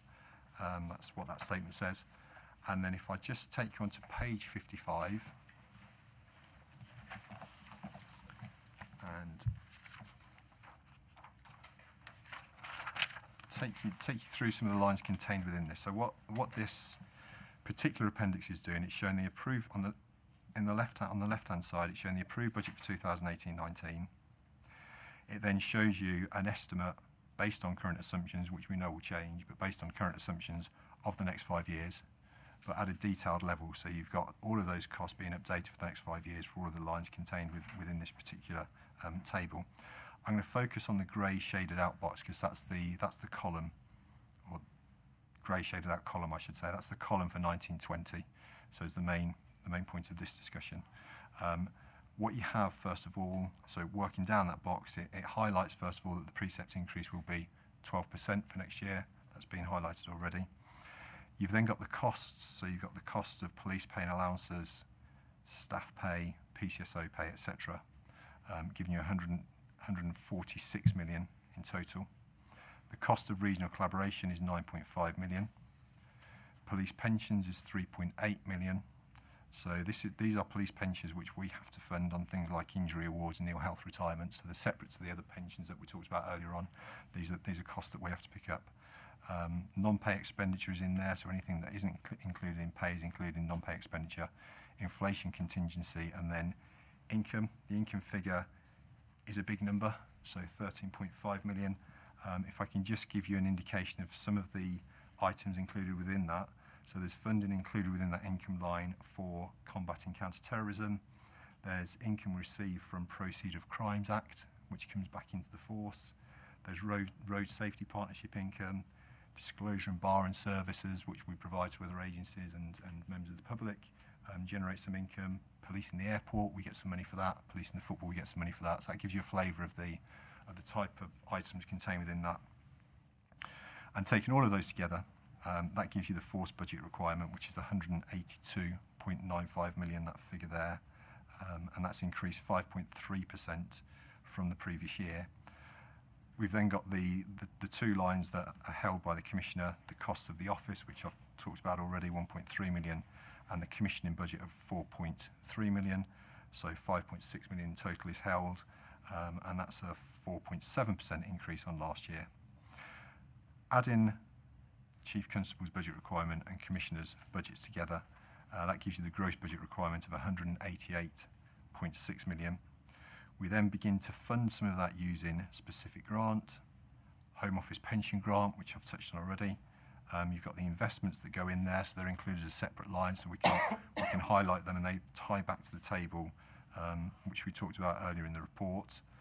And then you've got the use of reserves. So these are the two figures, the 987,411 and the 402,988, which if you added together, they'd come back to that reserves table that I referenced a few minutes ago. If you take the line which says general transfer from reserves, and that starts 402,988, and you add to it the 2,576, the 1,919 in the following year, the 202,670, that's all of those added together, all of those figures added together will come to the 5.1 million use of budget equalisation reserve that's being quoted within the report. But importantly, when you get to 2023-24, you can see that turns into a positive figure. So the expectation at this point in time, and we know it will change because the assumption will change, is that by the time we get to 2023-24, we'll be able to put 1.8 million back into those reserves based on current assumptions and expectations. Below that line then, so when you take all of those off, that gives you the net revenue budget, the 187,139,140, and then the next section just shows how that's going to be funded through police grant, business rates, council tax support grant, council tax freeze grant, collection fund surplus, and the precept, which is the charge back to the local taxpayers, and that equals the total net cost. The box below that then breaks that down by, breaks the 72 million down, £72 million worth of precept down by how much we're expecting from each of the billing authorities. So you can see, for example, we will precept Blaby for 7.465 million, and so on, down the rest of that table, and that's how we generate the 72.1 million. Those precept calculations are based on the tax-based information that's provided by the billing authority, so that's how we get to those figures. We times them by the 223.23, and that gives us those figures there. One of the questions that came up earlier was how does that split by the different bands, and that's shown in the box below.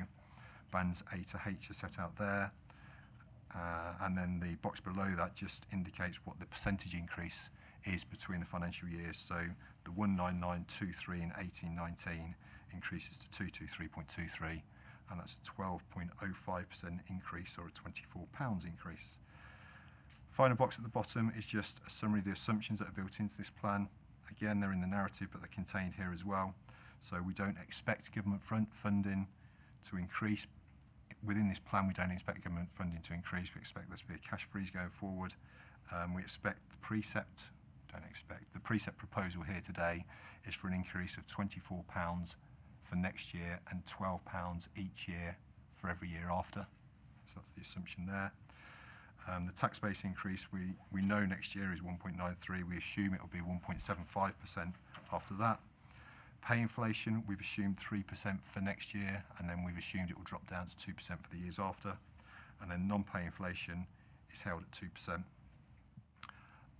Appendix 2 and Appendix 3 are fairly technical documents, but I'll just point out on page 61, you have a table there halfway down which summarises the proposed capital programme for 2019-20, so that is worth picking out, so you can see that as well as the revenue investment that's being proposed and the revenue budget that's being proposed, there's about £10 million worth of capital investment contained within these proposals as well. So that's worth highlighting. And I've already mentioned Appendix 3, again quite a technical document, but being revised this year to allow us to invest in a lot more financial institutions than we previously were able to, in the hope that we'll be able to increase our investment returns.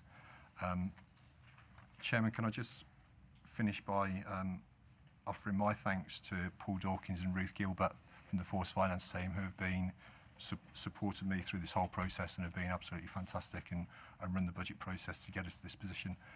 So they've been invaluable, and I thank them dearly for that. That's my introduction, Chairman. Thanks. Lord Barker, you got anything else to say? No, nothing at this stage. Maybe the Chief would like to just say a quick word, and then we'll absolutely open to questions and whatever. I mean, Chair, at section 106 of the report is my statement. I think as the panel, I need to say to you that, in my view, the policing protocol order has been met in constructing this paper. It has been consulted, and we have been part of that process. And you should know that, because if I was saying something different, you'd want to discuss that with the PCC, I'm sure. I mean, I guess the context of all of this is, for us, there's some challenges of capabilities. The world changes, the digital world, the cyber world, what you can do with forensics, the kind of things how people are carrying out offences and fraud. But our main challenge is capacity. And the two are linked. I think we have a track record of being pretty lean. You can see there that we do what we do on funding that is not as strong as in other forces, perhaps.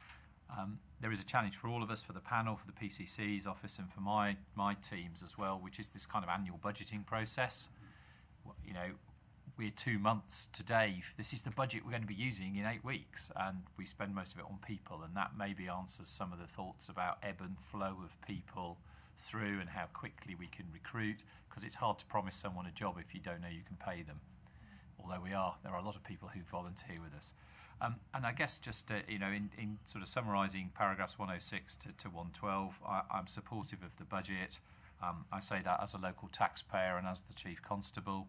And I guess in conclusion, can I sort of steal from the judge who dealt with Hinckley Road?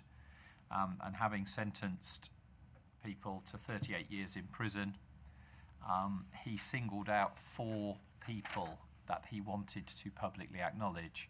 The first person was a response officer who went into the wreckage of the building on the night and rescued somebody. The second person was the detective sergeant who'd done all that work bringing together the video evidence from all over the place that told the story to the jury. The third was the Detective Chief Inspector who led that investigation. And the fourth was an analyst who had to give evidence for a long, long time about where phones were and what that told you. And I guess I make that point that one of the challenges for us is how do we give that broad effect? Because the team that we need to put on the street, to put into offices investigating cyber, is a mixed team of high profile, uniform, 24/7, neighbourhood teams who are solving problems, investigators doing stuff that can't always be visible, and support staff. And Willie's already acknowledged a third of the organisation is staff, and you went to the control room. Pretty much everyone in that room is a staff member. So what this budget tries to do is recognise that the most effective we can be to keep local people across Leicestershire and Rutland safe is having that team, but recognising in that the kind of clarion call for local visible policing. And you'll see the proposal is about response, 24/7 presence, which will be based locally, neighbourhood teams based locally, people based in some of the most intense neighbourhoods, as well as some investigators, because people also want to see people brought to justice. So I'm hugely supportive of it. Martin also deserves a medal for the police funding. Couldn't be more complicated if it tried, really, could it? And I do think he has succeeded. Even I understand some of it now, so he deserves a nod for that as well. Thank you very much, Simon. I'm sure there's going to be a number of questions. How I'm going to play this one is I'll ask for general questions on the main paper, and then on the main paper we'll take the main underlined headings, and then on the appendix I'll take questions as a whole. Is that helpful to everyone? So any general questions? Maronisa first and then Debbie on general paper. Thanks. Thank you, Chair. I suppose it's a question around the precept, and I take on board that there is no choice, that the local taxpayer are going to have to bear the burden of this, not only this year, they did it last year, but also the kind of forthcoming years. Maybe as a taxpayer myself and a member of public, I don't understand the pension aspect of this. So we've got a precept of £24, and I understand that some of that's going to cover overheads and others. So you're talking about the £14 that you described. But actually some of that's going to be used to kind of fund the shortfall in the pension budget. As far as I'm concerned, the pension budget is a national shortfall. So why on earth would a local taxpayer have to fund that shortfall? I don't understand that. So that's one part of it. The second one is, and I think this comes up year on year, which is around Leicestershire being shortchanged for funding around public services. So here we're talking about the police budget, but having been on a CCG before here in Leicester, you know, health is in the same position. And I'm just wondering, and maybe you've done this, addressing Lord Back, maybe you've done this, but maybe there needs to be some sort of partnership building in terms of saying, well, actually, enough is enough. You know, we do need a fair allocation of funding in Leicestershire for our public services. And I think my final point is, if the £24 precept that we're talking about is not only to fund what I call police capacity and some of that, what I think the Chief Constable described, multidisciplinary teams that, you know, actually deal with crime more effectively, then I think the public need to know that part of this is to fund what nationally the government is failing to do so. And I think we need to be as transparent as that. Well, I don't disagree with any of the points that you've made. I think you can be assured that we have, between us, done a lot of complaining and arguing around the position, actually, not just of Leicestershire, to be fair, but the East Midlands as a region, it seems to me, is pretty much a forgotten region compared to some others in the country.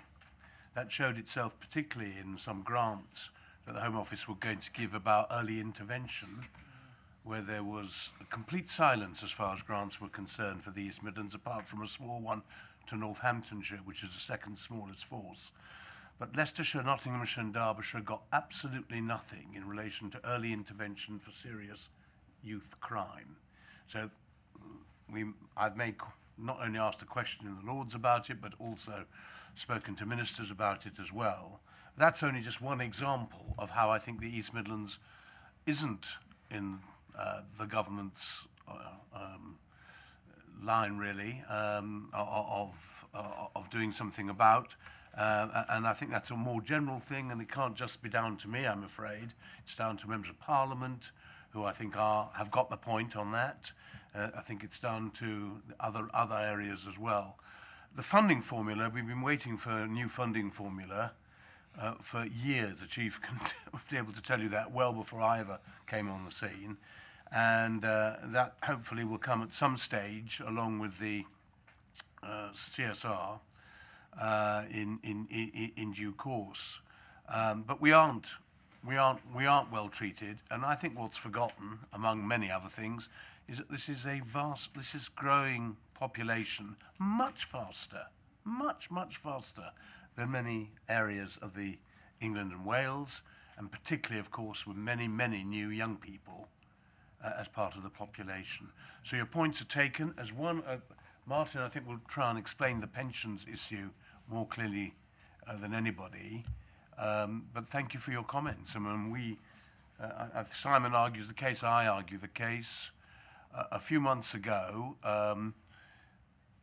Rob Nixon, the deputy, myself, Paul from the finance team, and who else came with us? Paul came with us. Two Pauls came, sorry. Went down and saw the 7 MPs for the county area. And I have to say, they all turned up, which was absolutely excellent.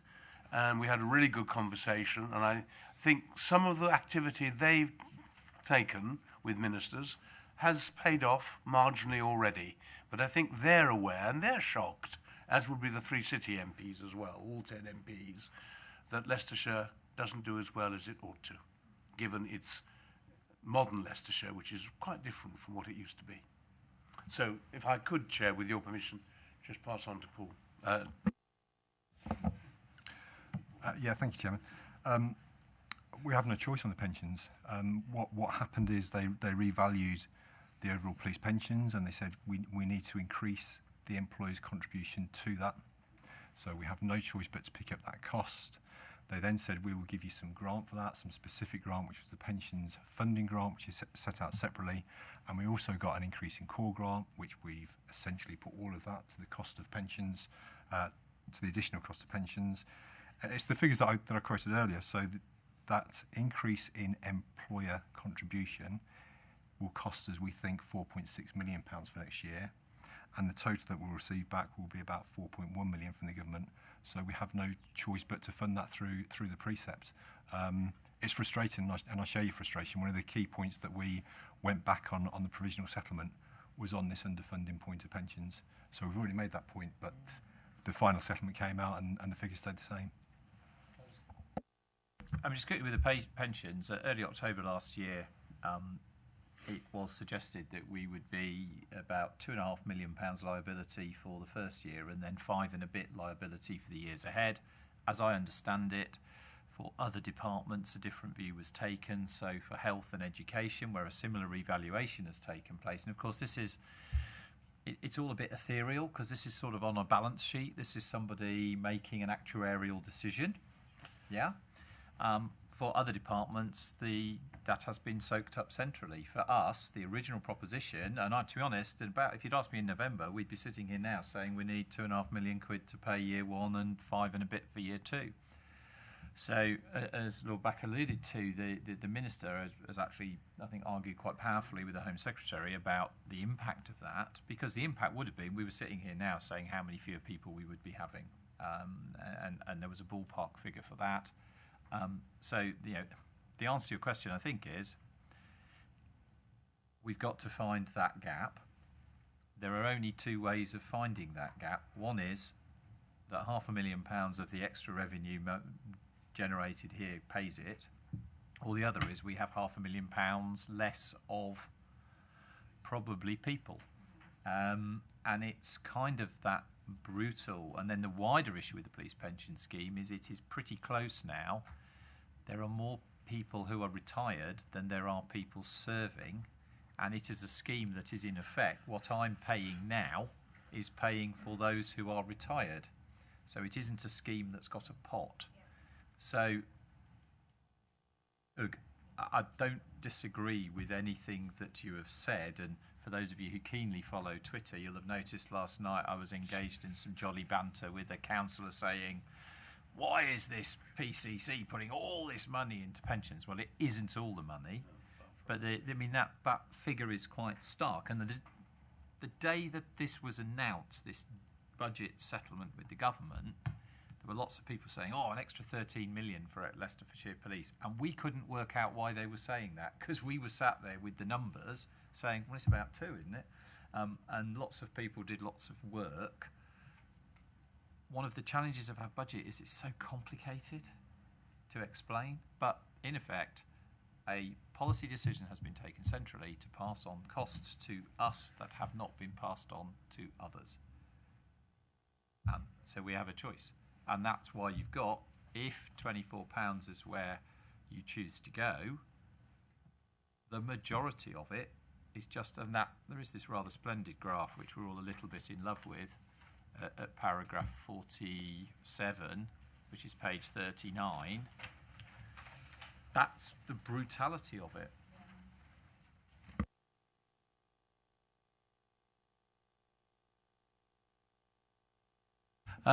Deborah. Thank you, Chair. No one likes to put the taxes up. We all don't like paying them, but I understand we need to keep people safe. My question is about the additional officers. I'm really pleased to see that they're going to go into the neighbourhood areas, because most of the queries I get was, well, we never see a policeman. So to actually be visible, I think helps people with their fear of crime, even though they're not probably going to be a victim of crime. They do have that fear of crime. My point is, you're saying there was 107 police officers, but only 80 are going to be recruited this year. So within the budget, is there the cost to recruit 80? Or is there costs within this budget for that year to recruit the 107? I'm just trying to weigh up, are you fully funding the 107 in this tax year, or just the 80? And why can't we do the 107 this year if we're fully funded for it?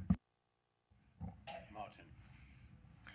In terms of what's included in the budget, in budgetary terms, there's 80 included this year and 27 included next year, 170 total.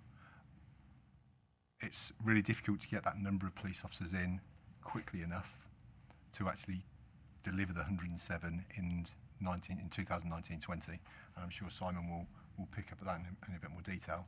But it's 80 and 27 across the 2 years. Yeah, I mean, just quickly, this is 107 extra. So in effect, what it means is ballpark, we're recruiting 250, because we've got the churn over. Because otherwise, if you let people go and don't replace them, so it's extra. And there's just some realities, and this is why I touched on the annual budgeting process makes stuff tricky. In my time here as chief, we've had several years where we recruited nobody, and part of the corollary of that was you need less people doing vetting, you need less people doing medicals, you need less people doing recruit interviews, you need less people. So all those bits retract. We need to grow some of those bits to get the extra people in. And the other thing, and I'm sure some colleagues will want to know, the other thing is about trying to focus our recruiting so that we get more to look like the place we work. So as we sit here now, we're about 30% female. We would like to be getting closer to 50-50. The BME community of Leicestershire and Rutland's about 22%, I think. The intake that we've got hopefully coming in soon will be about 14% BME, which is a big increase on where we've been. And the other reality is that some of these people are, they've got jobs, they've got to give 3 months' notice and all that kind of stuff. And then there's also a cyclical bit around, which is the apprenticeship scheme, which is now one of the routes into us, which is that is going to have to start in September, because it just needs to fit in with the academic year for people who are kind of doing their A-levels or equivalents now. So we think it's kind of being realistic. The alternative would be to say, yes, we're going to get them all through, and then be sat here in a year's time saying, oh, we've got a bit of an underspend actually because we couldn't quite. So we've tried to work out the capacity. the moment in December when it became clear that this pensions thing was going to be a problem, but not as huge a problem, we sat around with HR, with our vetting people, with our medical people, and said, right, if we need to recruit an extra 100, how do we do it? And against what pace? Some of those functionalities we share, which I think you'd probably approve of. They're collaborative things, so things like occupational health, who have to do all the medicals. Most of the other forces in the East Midlands are having a similar discussion around growing. So we've got a shared function which is scaled to do this much, and it's then got to do that much. So I think that's part of the answer. I think this is sort of ambitious but realistic. But it does mean, 5 years ago the recruiting department had target for the year was into zilch. Next year, potentially, were you to agree this, it will be 250 odd. So that's kind of why.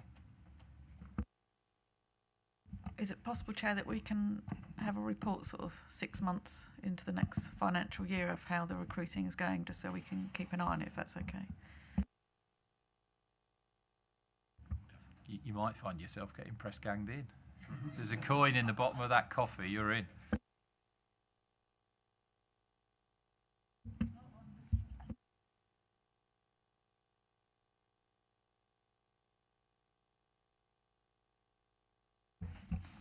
Thank you, Chair.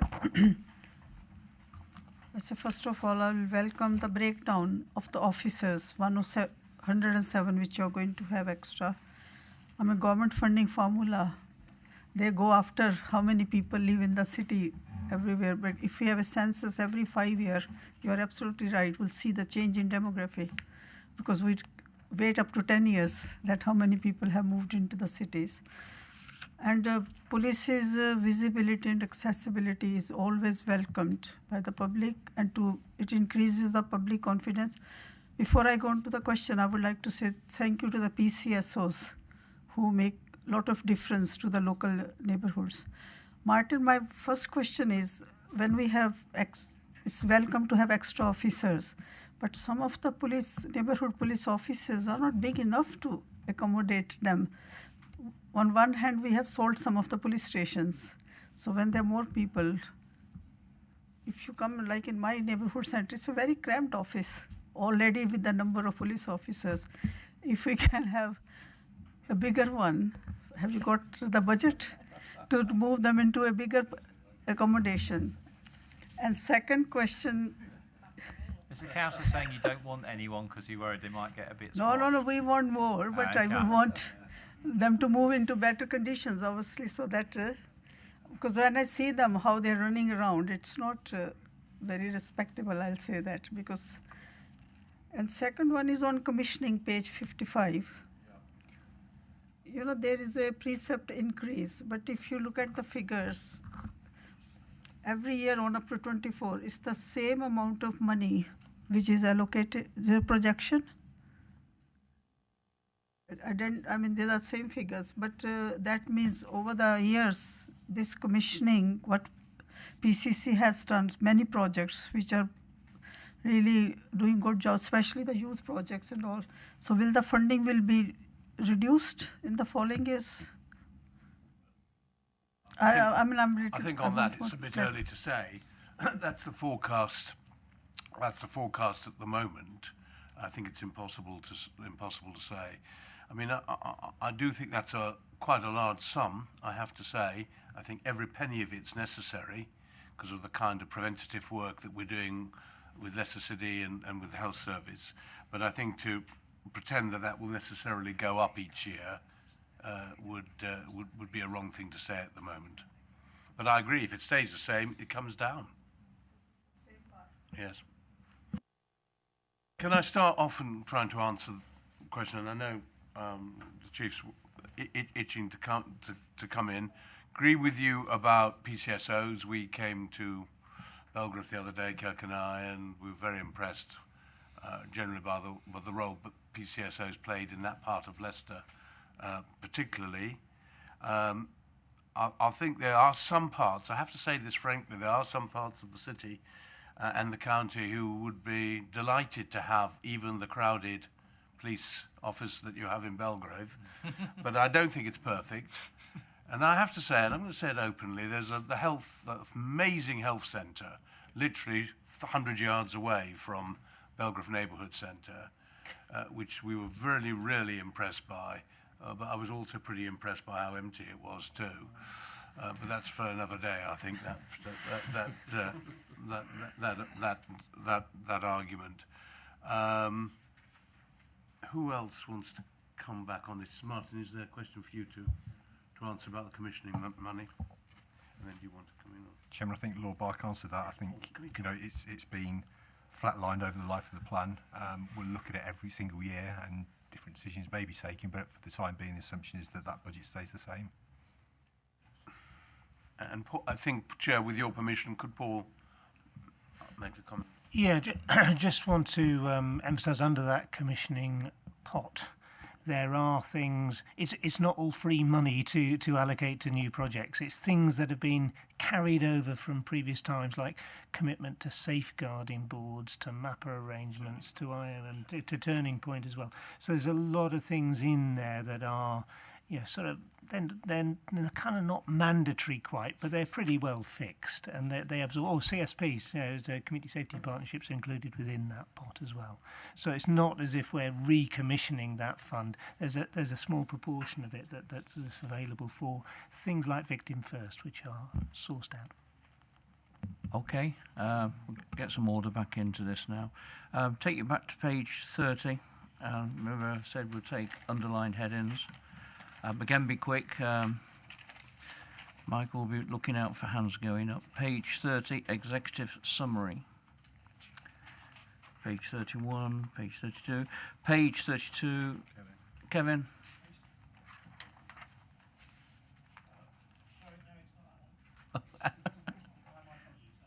Moving up to page 32 now, Kevin. 16, Leicestershire context.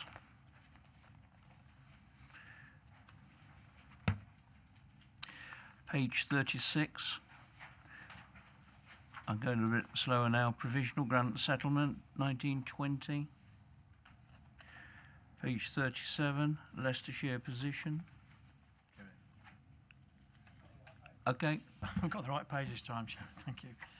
Page 37, it's agenda, paragraph 30, and it's the third bullet point down.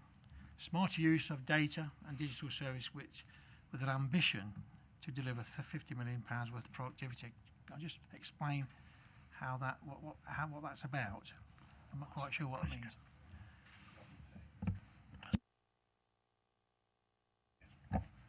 Chairman, this is a requirement from the government. So in terms of setting out the details contained within the provisional settlement, they also set out those 4 bullet points that are under paragraph 30. And there isn't much more detail than what we've got there in actual fact at the moment. What we expect to get is some guidance from the government to say this is what we expect you to do to deliver that £50 million, and that's a £50 million saving nationally. It's not just for Leicestershire, obviously, to deliver that. So that's government criteria. We still await the detailed guidance. I've seen nothing on that so far, and we can give you more information in the future when that comes along.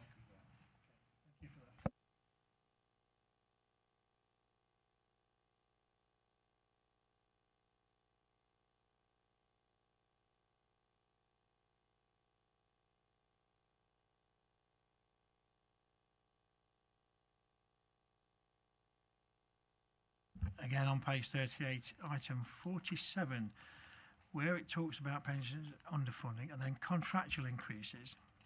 What does that mean, contractual increases, in terms of finance or anything else? Please. Okay, so there are a number of contracts in place across the force and within the Commissioner's office, and some of those will be for a number of years. And within that, there'll be details within the contracts which will say, when you get to year 2, this price will be uplifted by this amount. And that will vary from contract to contract, but that becomes an unavoidable cost pressure for us. Supplementary for me? I'll just use an example, and forgive me, it's no criticism in any way, shape or form. The County Council did a review of their waste recycling plants and decided that, as it was contracted out, decided to bring it back in-house. And that movement actually saved £2 million. It's really moved afoot to look at the value of these contracts and whether or not there are indeed any savings? I mean, the answer is, yeah, we're looking at this stuff all the time. I mean, with procurement as a function, historically we outsourced procurement, we then insourced it. We might have headhunted the person that we used to have outsourced insourced him. If you look at the HMI data on value for money, we are typically in the low cost end, sort of the top, if I call it the top 5 low cost, it might need to be the bottom 5, I'm not sure, but for fleet, for estate, for all sorts, there's some really complex stuff going on. So for instance, we have the forensic examination service was a national service. It was then, that was ended, and that is now a contract-based service. Nationally, that market is in a state that is close to collapse. In the middle of it, we've got a really probably quite reasonable deal for forensic provision. So this is like fast-track DNA, fingerprints, blood, footprints, really important stuff for us.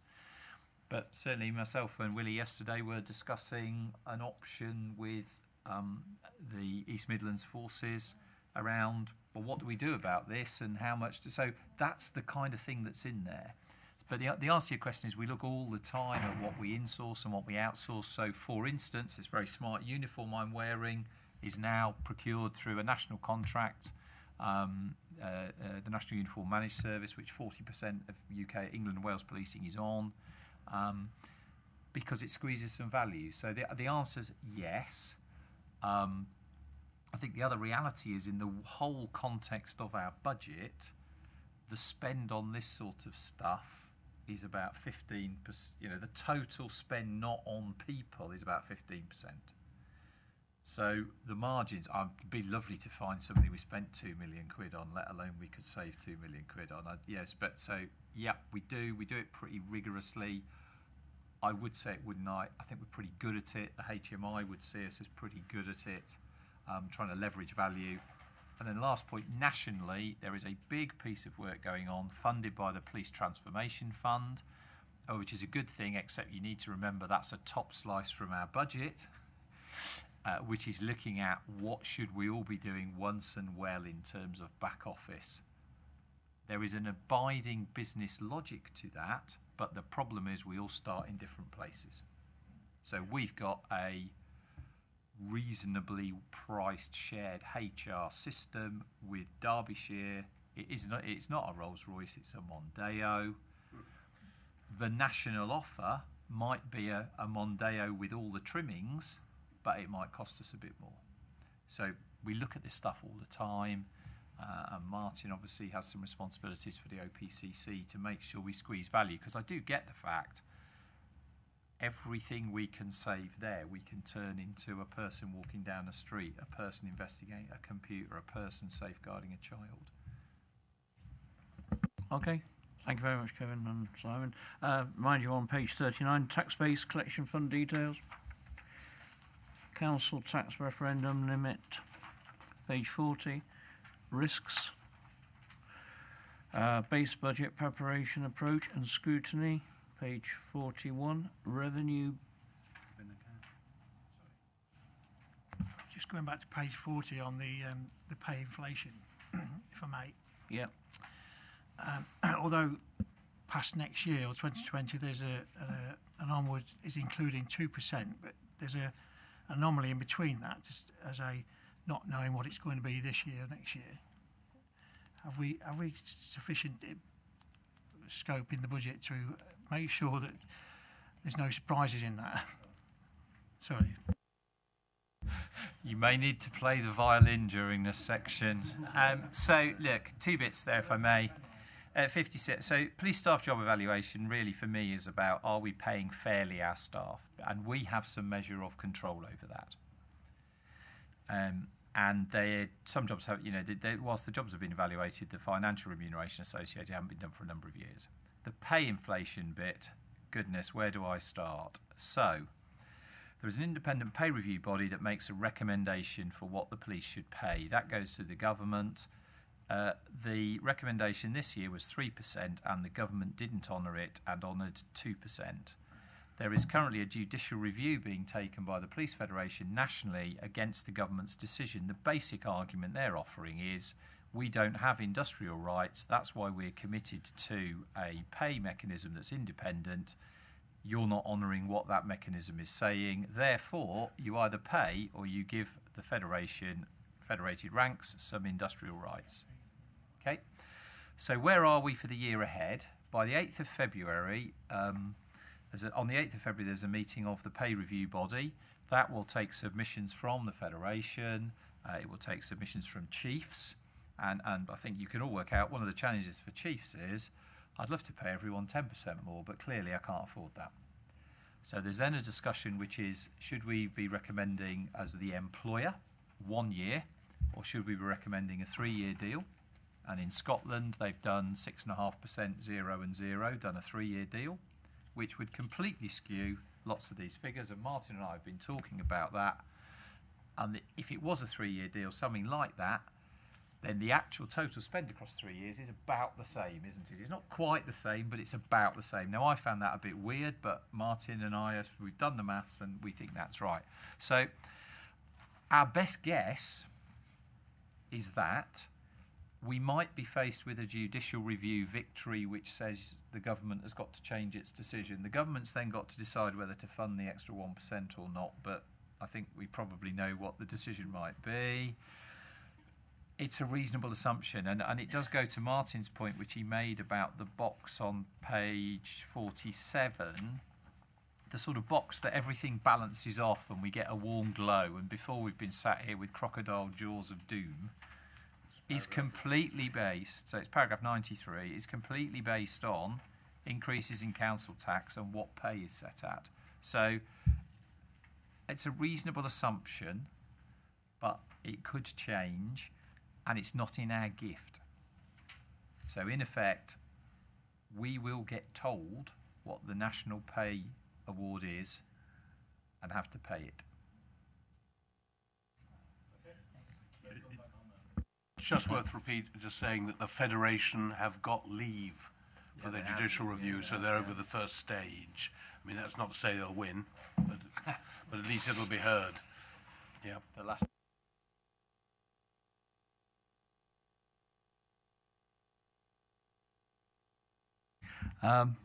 Getting back to business, page 40, right at the bottom, base budget preparation. Page 41, revenue budget.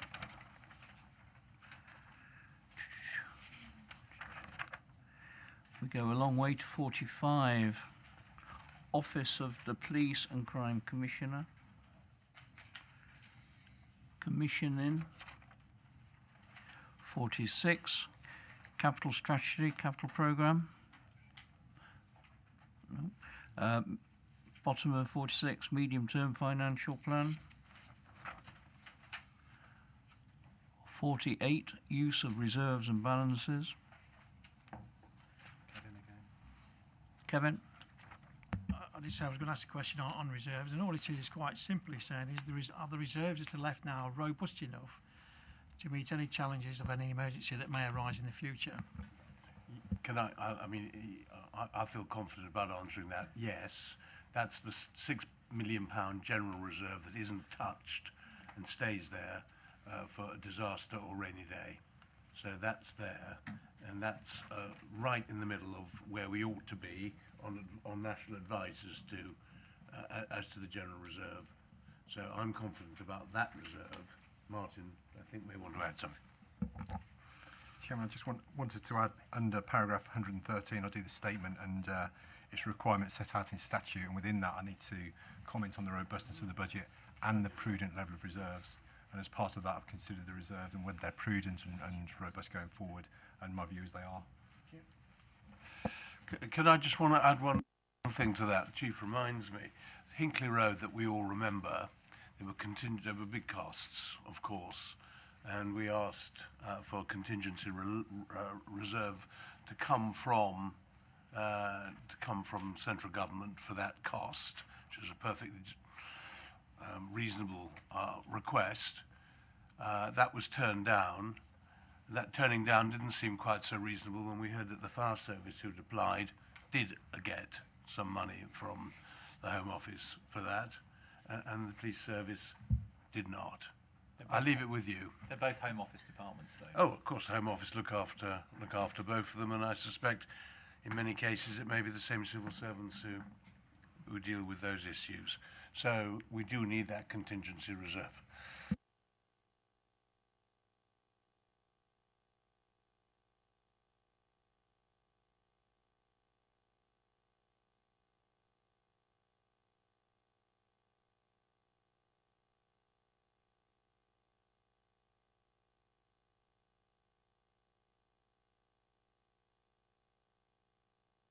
Sorry, my fault, sorry. No questions on that. Now we move on to the appendices. Page 55, you had a very detailed report from Martin already, but any further questions on that? Okay, Appendix 2, Capital Strategy 1920. I will take any questions on any part of that paper on Appendix 2. If not, we'll move on to page 63, the Treasury Management Investment Strategy Appendix 3. I don't believe there are any questions on that either, which must bring us to the end of the paper, I believe. Yes, it does. Yes, Lord Chair, Bart. before you put the proposition to the meeting, to the panel, could I just say a couple of words in summing up? I have a general question first, Lord Bart, Of course, actually. sorry. I've been waiting for someone else to ask it and it hasn't been asked. Just to remind you, Lord Bart, I represent the Leicestershire County Council, and to remind you, my own patch is called Melton Wolds. I'm told, reliably, it's the largest patch in the division, and I have to presume from that the least populated, because I know we're well under the 10,000 area. We're only just qualified for a division, even with the addition of Malise's half of his area as well. So it's a very low populated area. Rural policing is constantly mentioned now. It's increasing. I suspect this budget's going to increase awareness even more, actually, with more of a take from the council taxpayer. Certainly members of Melton Wolds and other rural areas are going to welcome 60 neighbourhood patrol officers based in the MPAs, 24 MPA detectives, 3 in each of the MPAs, 8 beat officers, 1 in each of the MPAs. That's going to be made very, very welcome, there's no doubt about that. If you think of the force area, roughly speaking, 2/3 of the population is in rural areas, 1/3 is in the city. What comfort can you give to members of my ward, my division, sorry, and also the other rural areas? I know it does say based in the MPAs. What comfort will we have increased policing in those rural areas? I want to be cautious in the answer I give, because I don't want to give false promises. Of course, the police have to look as to where crime is committed, where serious crime particularly is committed, and they would be mad not to do that. They have to do that. It's their duty. But they also understand, and this is an important part of my function, that the whole of LLR has to be properly policed.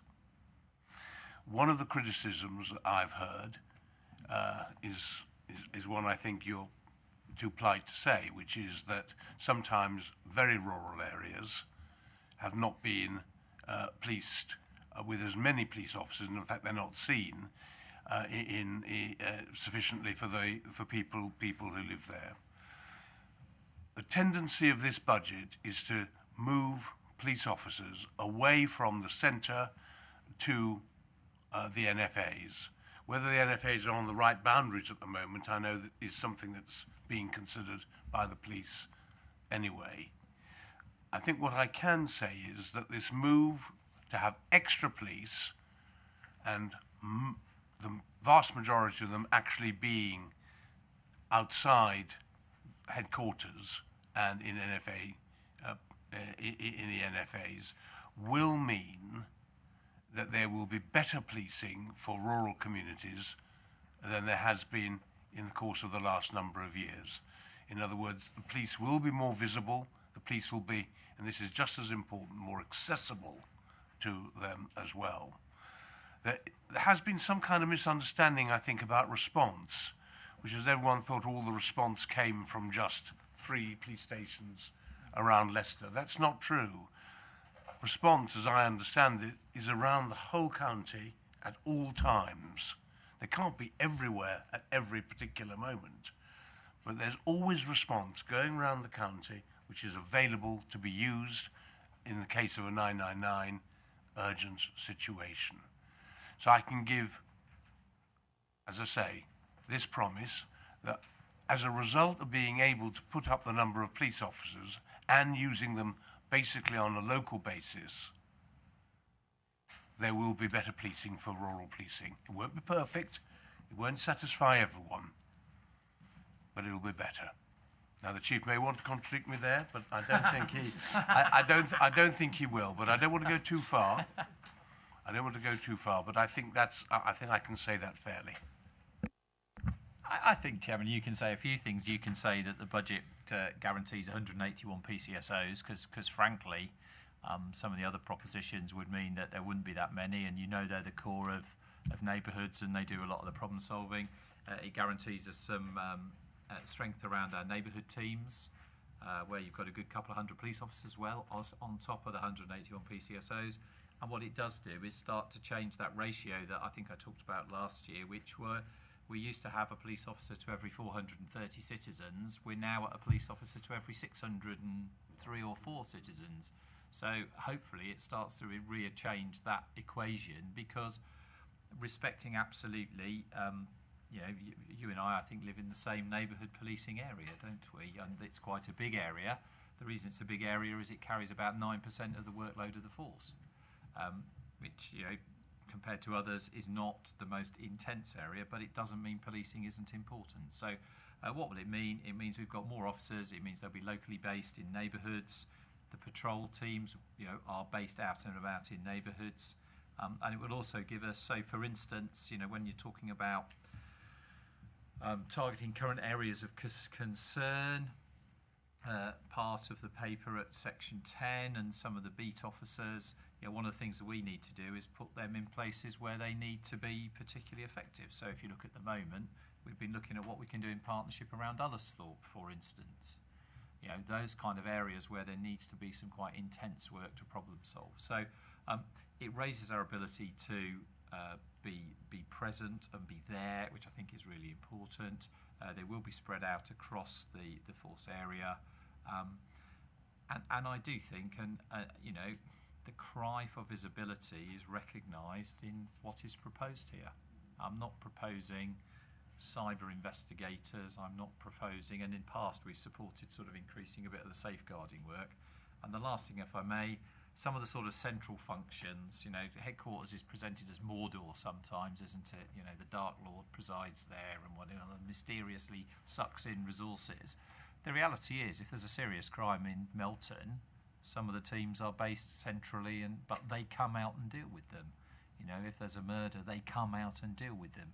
Some of the traffic resources, the firearms resources, the public order resources, you know, they have to be based somewhere, and they're based centrally, but they're tasked and come out. And hopefully you'll have noticed that in recent weeks, certainly, you know, in response to some of the challenges that there have been in Melton, and similarly in and around Lutterworth, central resourcing has been tasked, because every day we do a tasking process.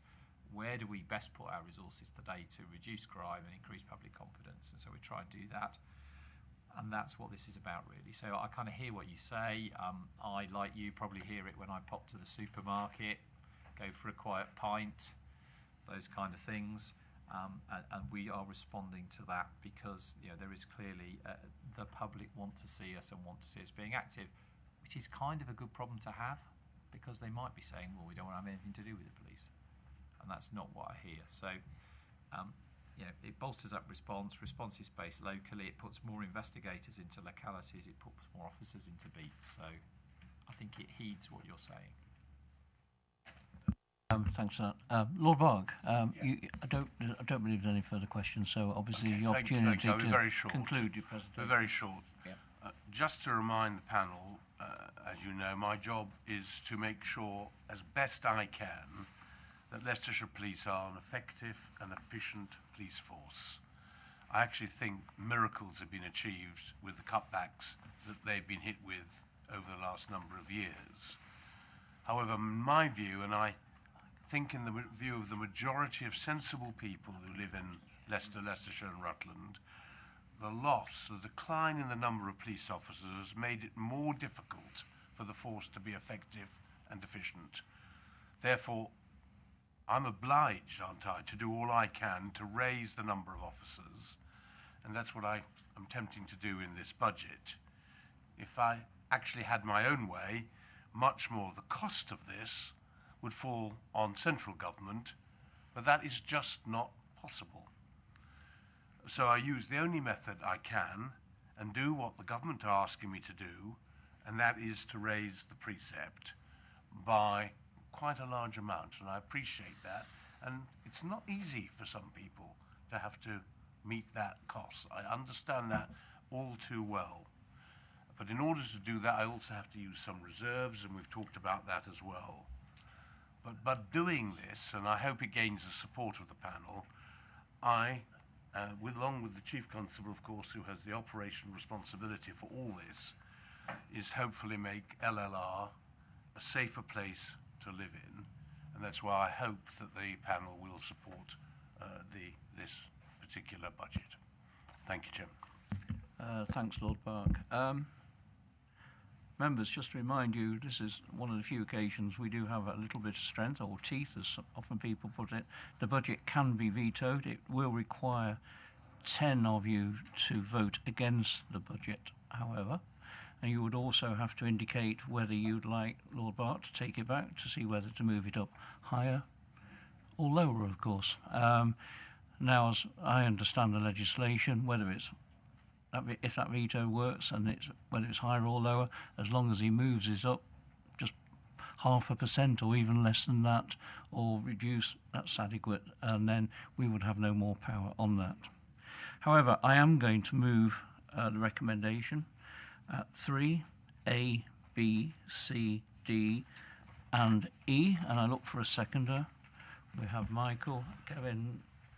Thank you, Chair. I'm perfectly happy to second this. I welcome the increase in the police officers on the beat. Confidence equals visibility, and visibility equals confidence. So I'm glad that that's happening. So. Okay, we'll go to the vote and ask you all to raise your hands, and it's that time of year. It's confidence here all round. So I ask all those in favour of the recommendation to raise their hands.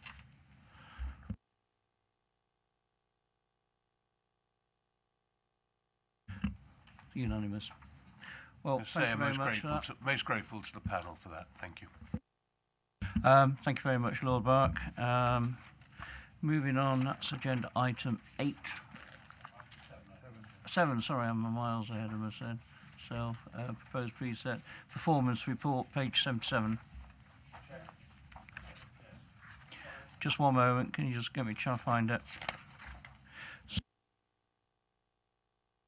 I'm sorry, Chair, I'll have to excuse myself, as luck or fate might have it. I've got an appointment with the cyber crimes officer. Probably ought to point out I'm the complainant, not the suspect. So, honest. So, I'm afraid I've got to shoot off, so I do apologise. Thank you, Chair. Chair, if you're taking item 7, it's time for something new. I wonder if I can introduce to the panel Elizabeth Starr, Lizzie Starr, who is our new performance manager, who prepared the paper that's before you, and will speak shortly to it on OPCC performance for December 2018. With your permission, Chair. Of course. Lizzie just come to welcome, Elizabeth. Last time I met you, you were going to shoot off on a holiday and came back to work on Christmas Eve, I remember. Just for one day, I applaud you for that. Elizabeth, obviously you're going to take us through this report, so thank you very much for that.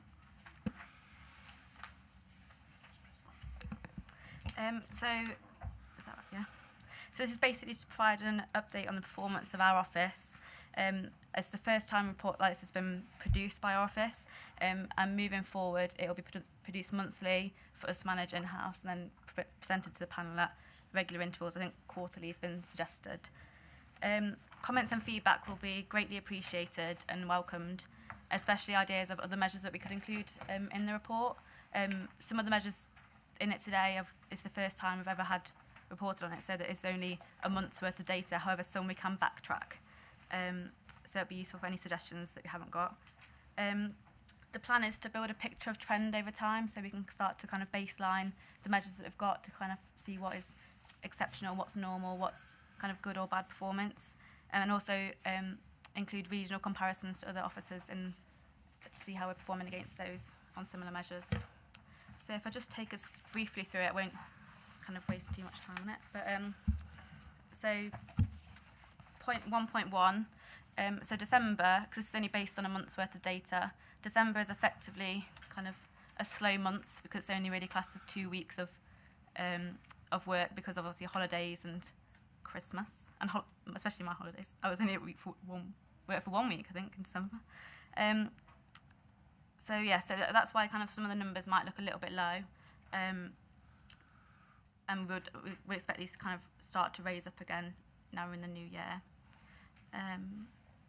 So specifically 1.3, so number of meetings that Lord Bax attended. This excludes travel time and also excludes any political meetings that he might attend, so it's purely in his PCC role. It's slightly less than average due to him also taking leave over Christmas. So moving on. 1.4, so this is about the independent custody volunteers. So there's a bit in there about recruitment and the number of that we currently have. So 7 applicants were successful in recruitment that we had to the last end of last year. These applicants are currently undergoing vetting checks, so aren't included in the figures, but hopefully next month or kind of the month after they will start to be included. In December, the ICVs achieved 100% visit rate, so that effectively means that each custody suite was visited at least once a week by at least 2 volunteers. Check. Could I just add a quick comment on... I need to turn mine off. That's better. Right. No, just to add to that the ICV scheme for Leicestershire won a gold award the other day. I'm entirely sure I'm allowed to announce that yet, though. I am. Okay, right. Oh, suddenly, having just done it live on the internet, he's now not sure whether it could. We'll all pretend it didn't happen. There's slow realisation, but yes, I just thought it was worth adding. A gold award from whom?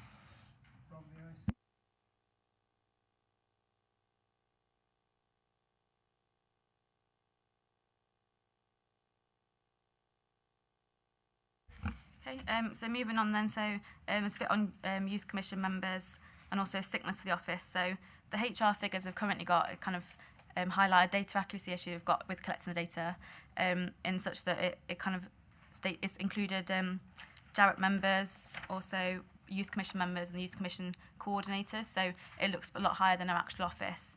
I'm working with HR to kind of get that sorted and kind of so hopefully it'll be a true representation of our office moving forward.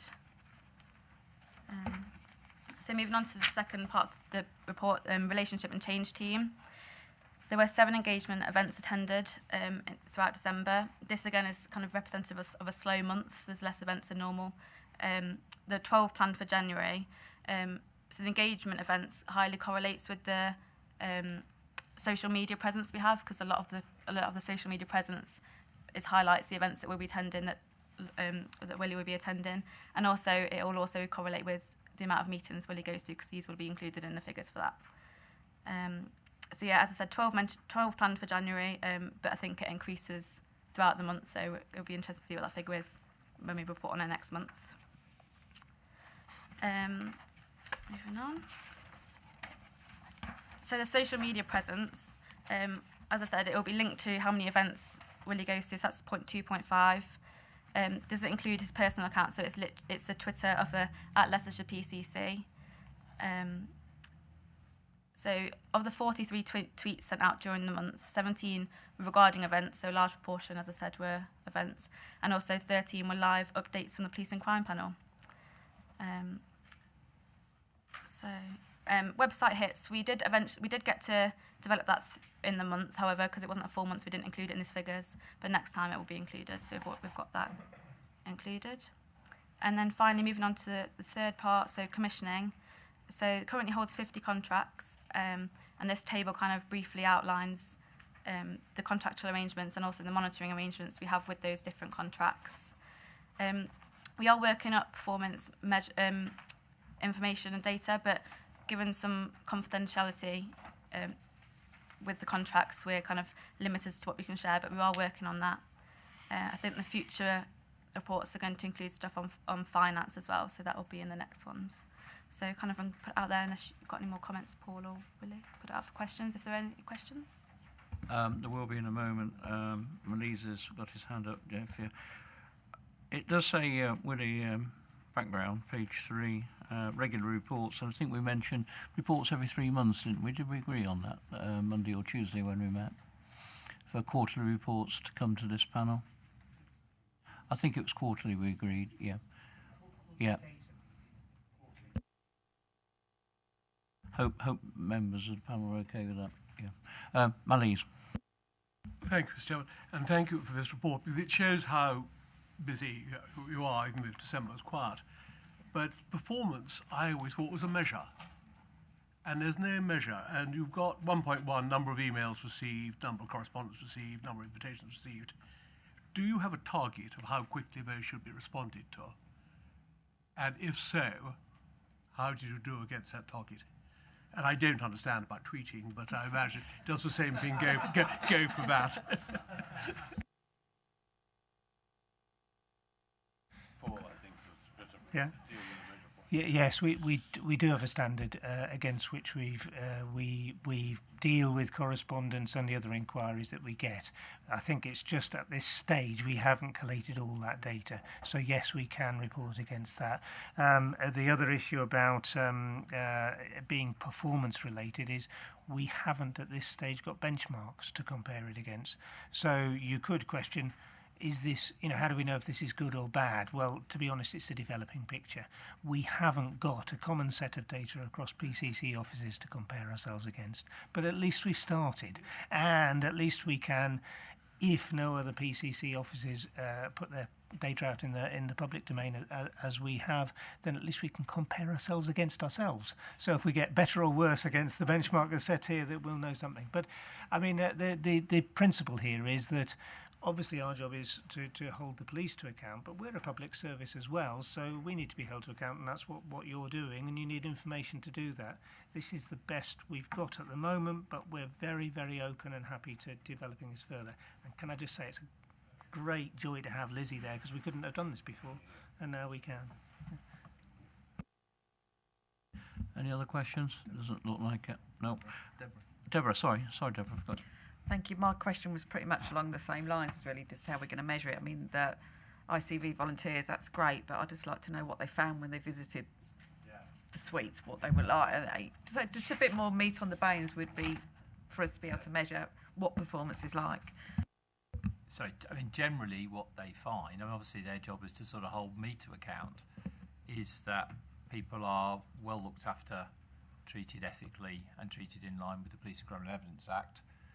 Occasionally they find that the blankets are a bit threadbare or they didn't like the food, but that's the gist of it really. I mean, there hasn't been a serious issue raised, but it's really important transparency about how we deal with people in custody blocks. And Chair, can I just say I sit on the ICVA National Board. In fact, I went to a board meeting earlier this week, and what the Chief says is right. I think the panel had something on ICVA, paper not long ago, but I'd be very happy if there's another one quite soon, to which I would like to speak. It's a really important service that we're responsible for as OPCC, and one I think that gives the public quite a lot of confidence that if you're detained, whether rightfully or not rightfully, that you are being looked after in a proper manner. It's really important for a civilised society, that is. Did we have something? I'm trying to recall. I think we did. Can bring it back. Yeah, we can bring it back. And update it. We've got the paper. Okay. Yeah, just sort of the engagements and things, what effect those engagements had would be. So it's great saying that you've done these, but what you actually do, I I'm think not is sure what it's for I'm me saying. to answer that, to be honest. It's the people I engage with, I think, who might But I have think better just a view. bit more meat on the bones would be Yeah, my I comment. understand. Yeah, Point thank taken. you.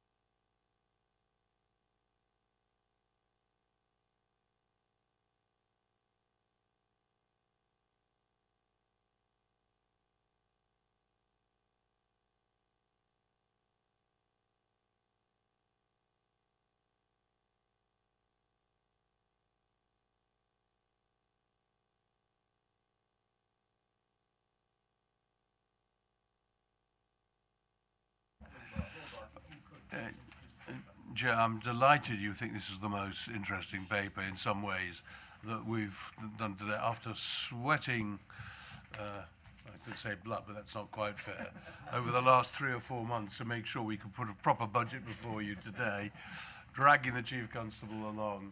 I suppose, I hope that takes second place at least to this report. Now, I'm going ahead of myself. Paul's going to talk to this in Angela's absence. Thank you. Well, yeah, it is interesting, and I've not seen this here before. So, and I haven't I've attended a couple of these, but not many of them, and they are quite challenging meetings. So let me kind of run through it, but take questions as you want. So you can see the origins. The origins are about integrity in public service, and that helps us to provide that. So that's the sort of fundamentals of it.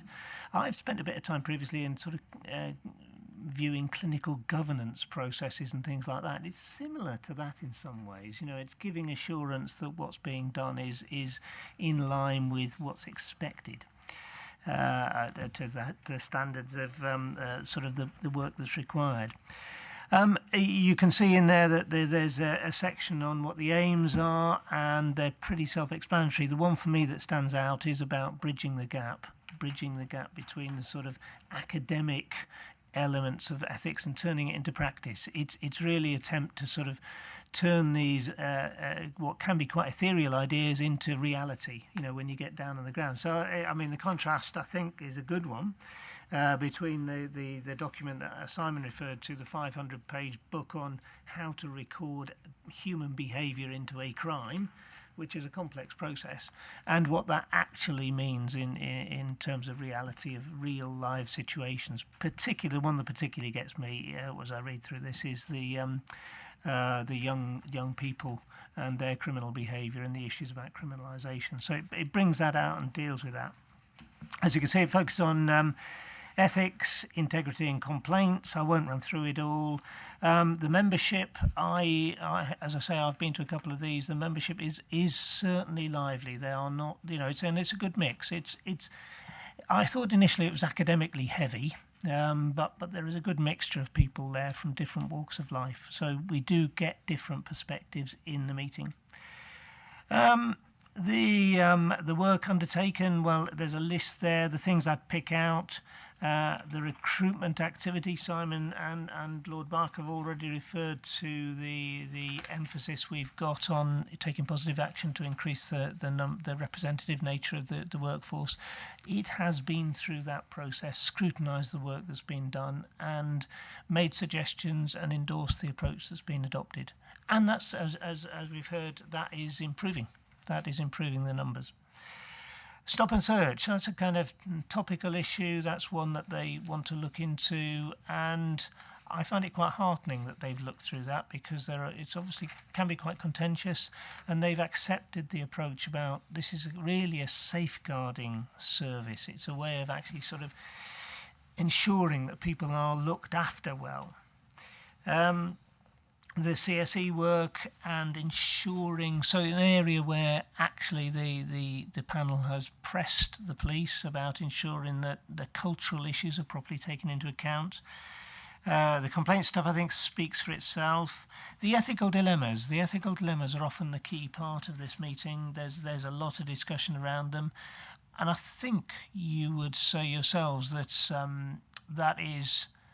those aren't easy things to resolve. So, you know, the child criminalisation issue is the one that stood out for me. There are a couple of others there, as you can see.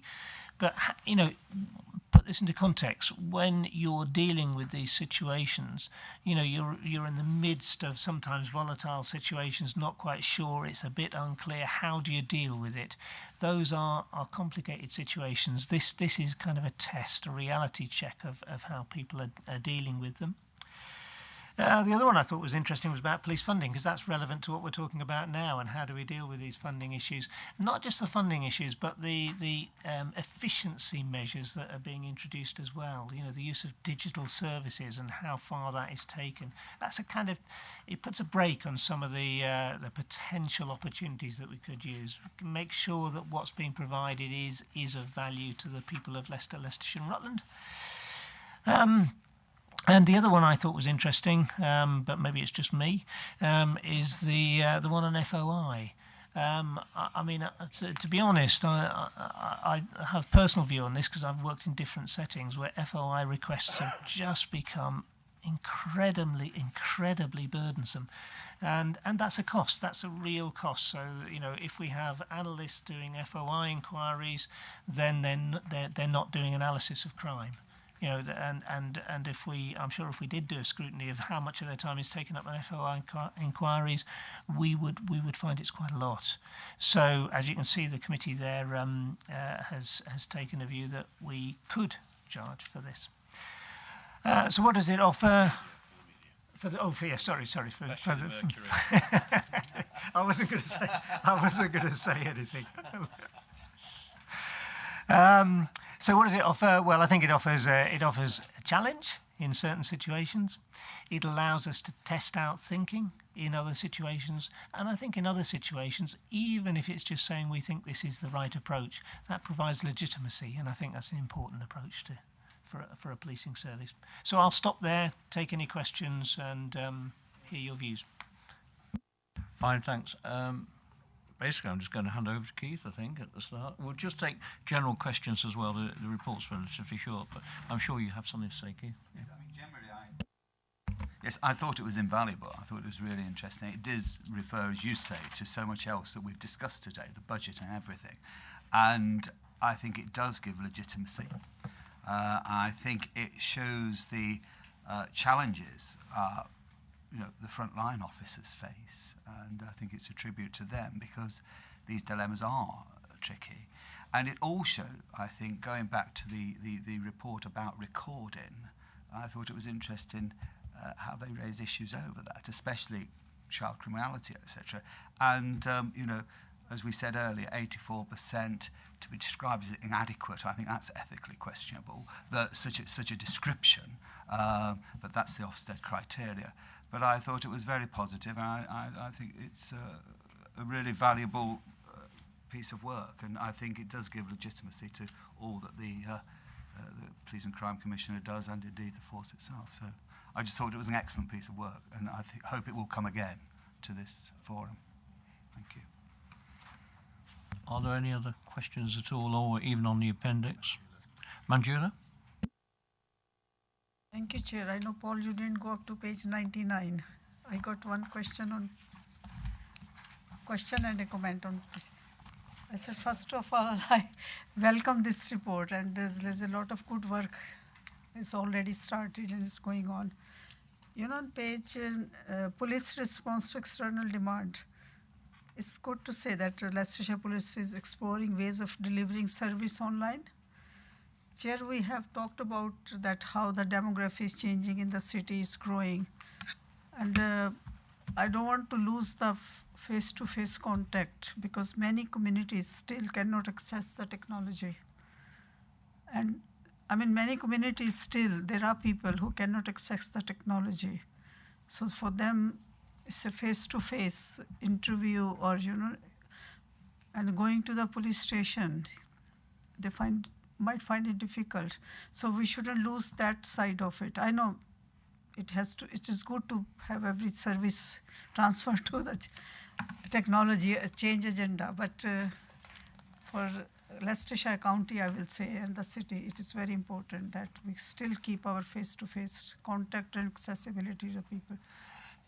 I think this is one of the tensions that we talked about in the earlier in the paper.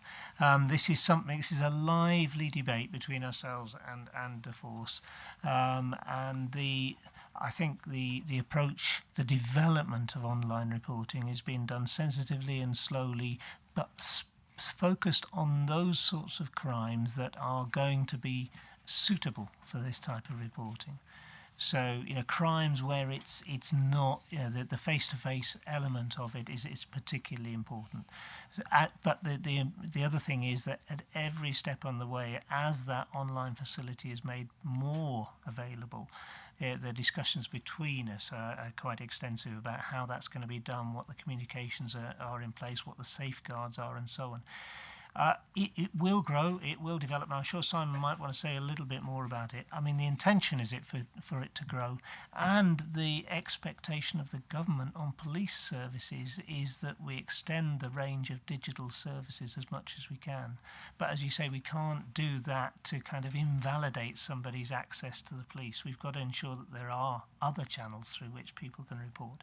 But there will be a pressure to make use of these channels as much as we can. Apart from anything else, a lot of people do it quite naturally. They want to report things online. There have been, this has been introduced. I think it's the Met that's done this initially. Single online home. First Force. Yeah. And they've had quite a strong response. But I don't know if you want. You're the national lead for this, so I'm talking. Sorry, I'm national lead. So, look, locally, about 15% of our crime reports are currently reported online because people want to do that. So it's an as well as, not an instead of. There are some more interesting discussions to be had. So, for instance, bilking from garages. There is a garage not a million miles away from here who reported 35 bilkings in a period of time. On none of those occasions did they complete the evidence pack that we sent them. So when they phone up now, they get asked very nicely to report it online to give us a chance. So there's that kind of issue, but we're not forcing individual people to go online. As Paul rightly says, so I'm the SRO nationally for the single online home. There are now 9 forces, 6 completely on it, 3 partly on it. The Met did lead the way. The Met, 84% of their road traffic incidents are reported online because people want to report road traffic incidents online. Clearly, they haven't really advertised that, and that's for forces a bit more like ours, Hampshire and Thames Valley. About 75% of their road traffic incidents are reported online. We switched on the road traffic reporting online bit last week. We've just told the Leicester Mercury that now. We hadn't previously done any publicity. We've already had 100 people have found it because their instant reaction is, I need to report a road traffic incident, and they've gone online and found it. If they wanted to phone 101 or they wanted to phone 999 or needed to phone 999, they could have done. So I think there's a thing there about the customer. There is a thing about how we all transact and live our lives now. But just some reassurance, we're still, you've just said we can have an extra 100 people. The people will be doing stuff. But there are clearly a set of people who want to deal with business online, and this gives them the option to do that. And then there are some transactional bits that I think will be popular. So, for instance, firearms licensing, we will be offering firearms licensing largely an online process. Now, for lots of people who live in nice areas like where the chairman lives, that will potentially save them some paperwork and some driving to police stations and whatever. And I think they'll think it's a good thing. And the other thing which will reassure you as a panel, the government doesn't let us recharge and licensing cost what it costs us to do the licensing. So potentially it will also reduce the costs because currently, in effect, we have to subsidise that. We're not allowed to charge the full economic cost of recharge. So lots of stuff going on, but at the heart of it, if people want to phone us, if people want to go to police stations, they'll still be there. It's an extra thing rather than an instead of. I don't want all of you to think that I'm not against, but I'm all for it. I encourage people to do. But some of the middle-aged, new communities and the parents, they do want their children to report it. But sometimes, children are children. They don't. Only that population I'm a bit concerned, because online is quicker. Reporting anything, So, like City Council, we got a Love Leicester app. You should develop that app, and then it will be quicker for people to report crime. All of our online offer is mobile friendly. I don't believe there are any further questions at all. The recommendation does say to make comment. I think we've done that, so I think we'll have a recommendation that we noted the report, if that's okay. And Chairman, you were right. It was the most interesting. It is interesting. Of the meeting.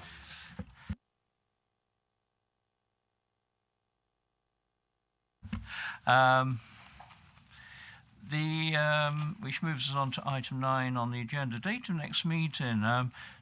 You can now take out the 21st of February out of your diaries because there won't be an additional meeting because of the way we voted today.